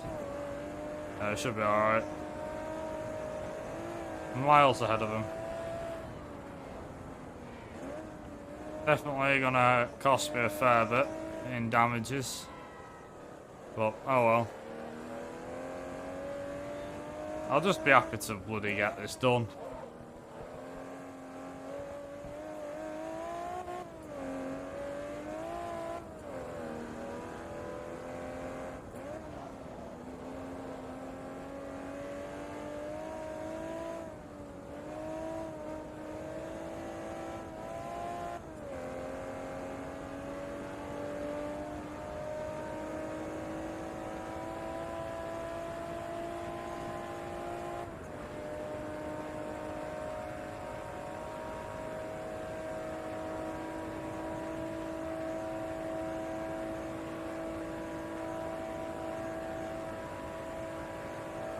Yeah.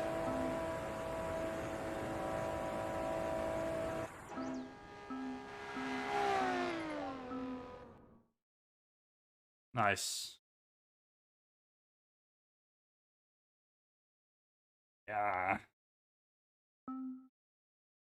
One more race to go. There's apparently 9 laps. God help me.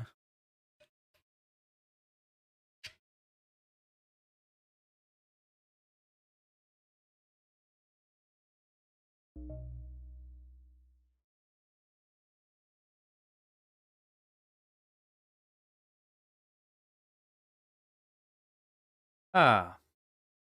Much better.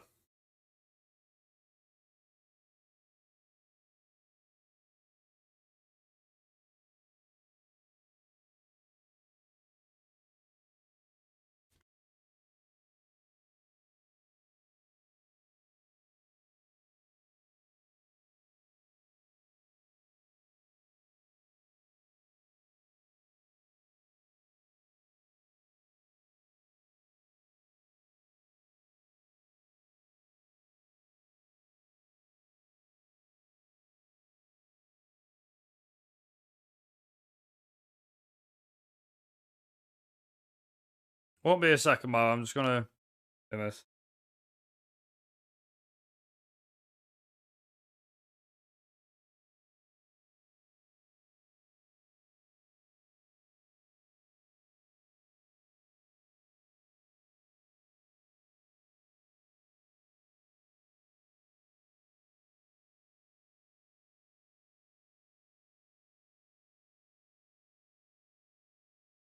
There we go. What's that coming over the hill? Is it a monster? Is it a monster?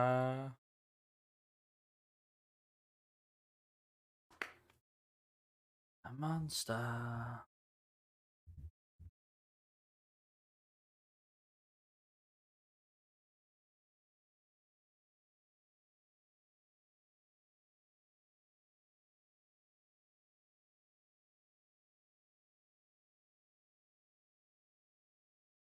Oops.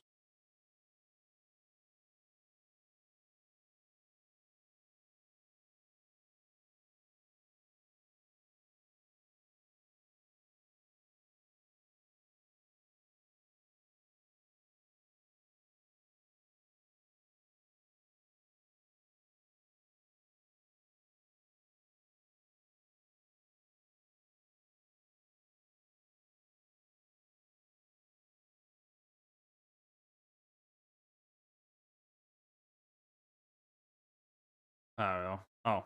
Oh. Right. One more race to go.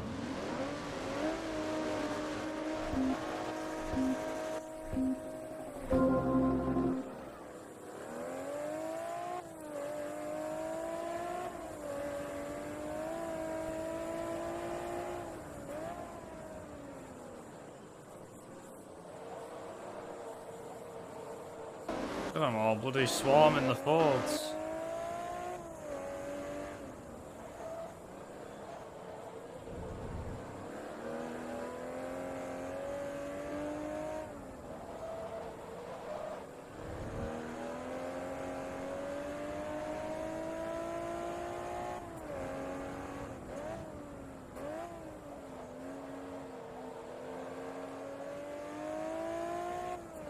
I'm just hoping this race goes quick and I don't have to really worry about it.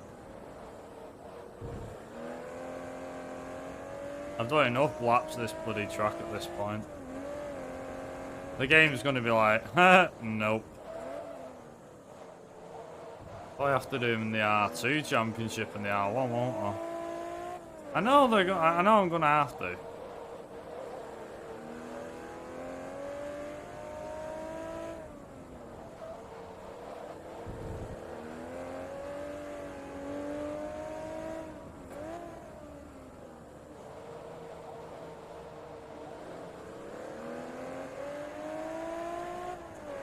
See, this has got the acceleration compared to the GT40.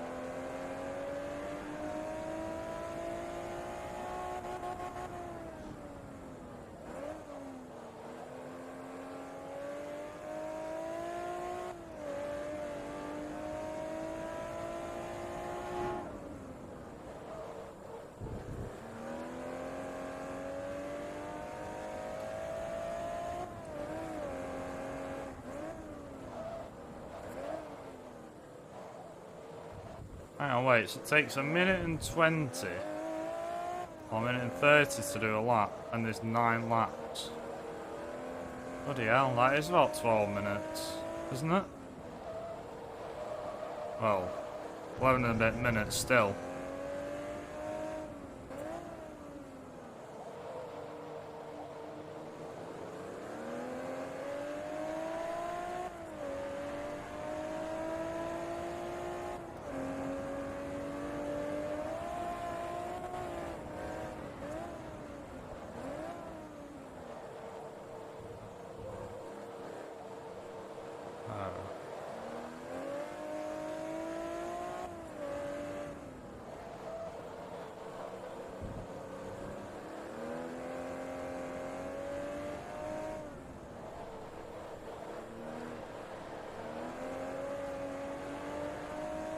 Here, King. Are you still here? Only reason I'm asking, I need to ask you a question. Well, not urgent, but I have a question for you. Oh. I didn't go off the track, it'd be even better.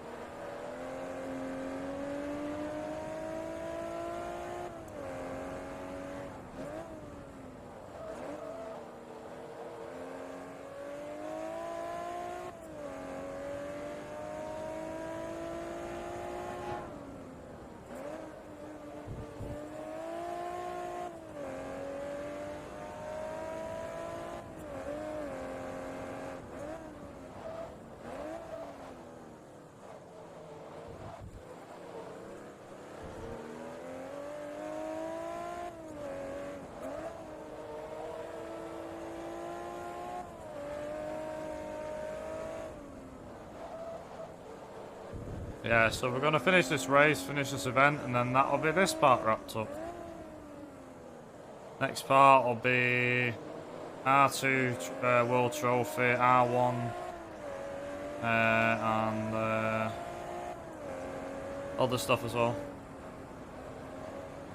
How far am I through overall? I think it's 90... I'm going to take a stab in the dark and say 93%. 92%, 93%. The next part will be... We'll have the professional league done on the next part, and then it'll be endurances, which are just gonna be, it's just gonna be endurances for like the next 2 streams, I think. Because I could do all of the endurances as I'm going along, but I just decided when I got to the R4 stuff, I was like, no. Do all the professional stuff now, and then I'll do all the other stuff. I think I might need... I don't know if it'll count it though, I'm gonna see. If I need, what do you call it?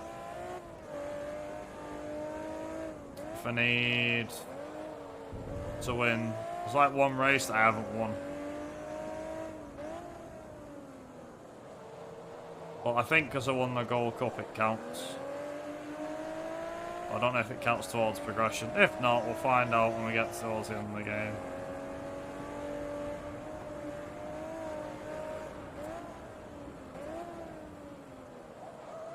Also, it's everyone's favourite lap. Lap 6 of 9.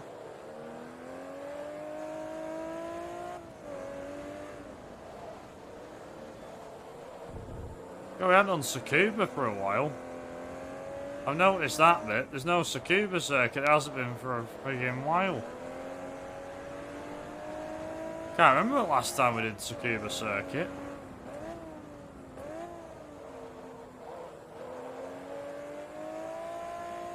It's always got to be Suzuka. Maple Valley Raceway. Laguna Seki's coming up in it. Lots others.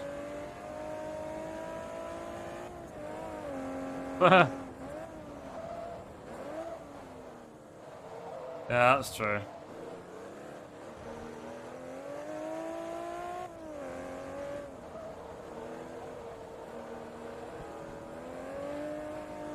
%67% through the race.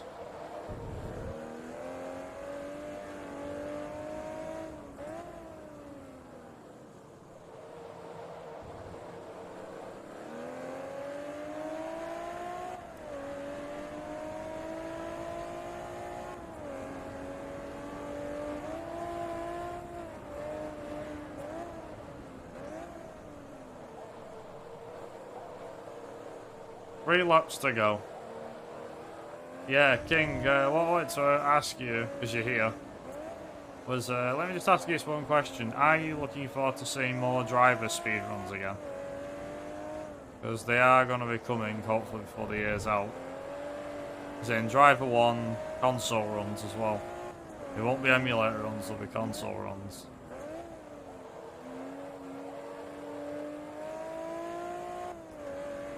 I don't know about that, King. I mean, it's going to take a lot of friggin' practice. I don't know how long we're going to be grinding for.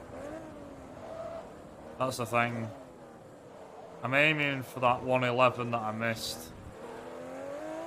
I hate the fact I had a 111 and that could have been like the end of it, but because I never got it.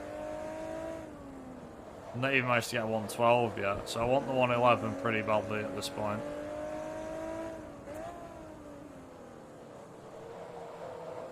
So it gives me a good reason to go back and relearn it again.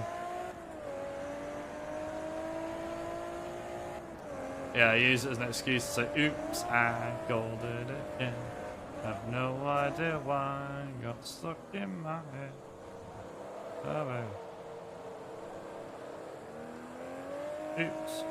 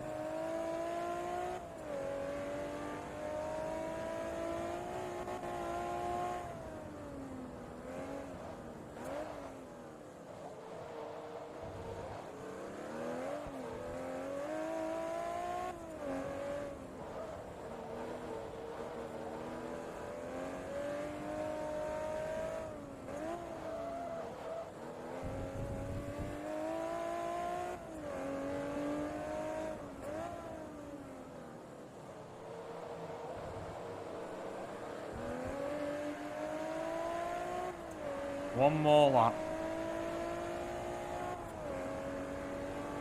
One more lap.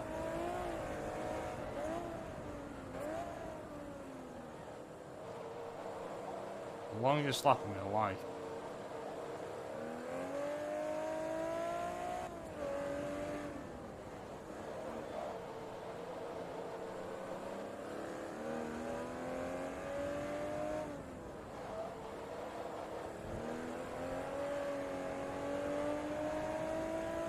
Oh, didn't know I had this on CD.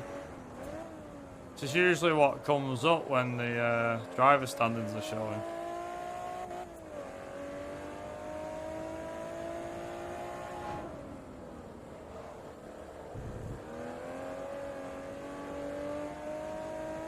Can't find the clip.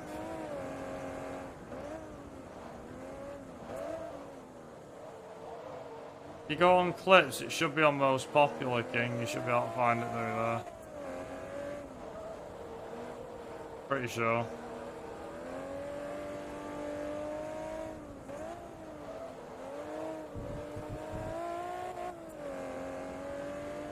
I'll have a look for it.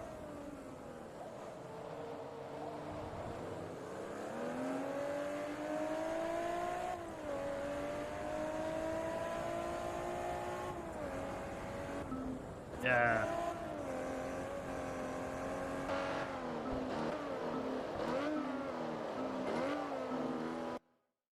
Yeah.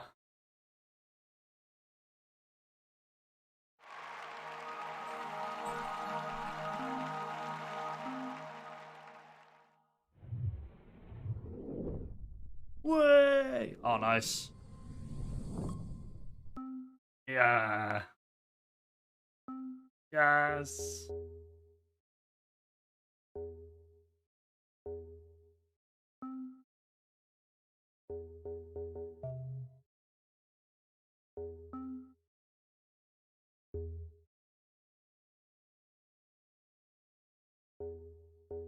Why is that?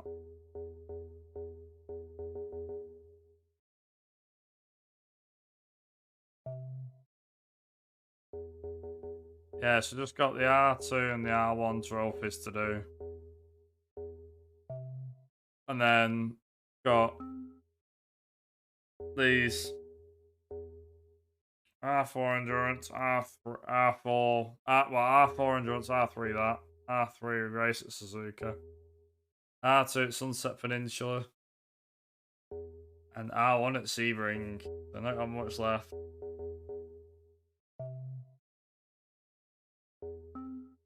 I'm gonna get me a R2 car out, which I believe. Ooh. Oh mate, it's so tempting not to use that. Like, come on.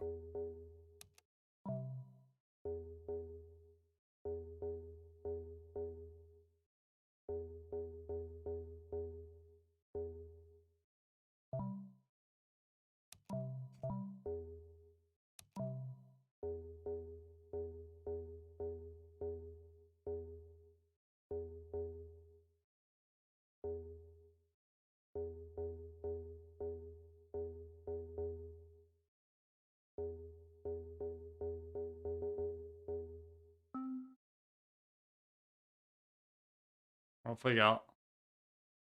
6 laps of Suzuka, 8 of Sunset Peninsula, 7 of Magello, 6 of Sebring, 8 of Maple Valley, and 9 of Road Atlanta. Yeah, that's going to be a long one.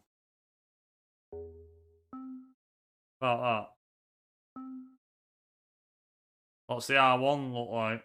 6 of Suzuka, 6 of Sebring, 9 of Road Atlanta, 7 of Magello, 2 of Nordschleife, and Taylor second. Bloody hell.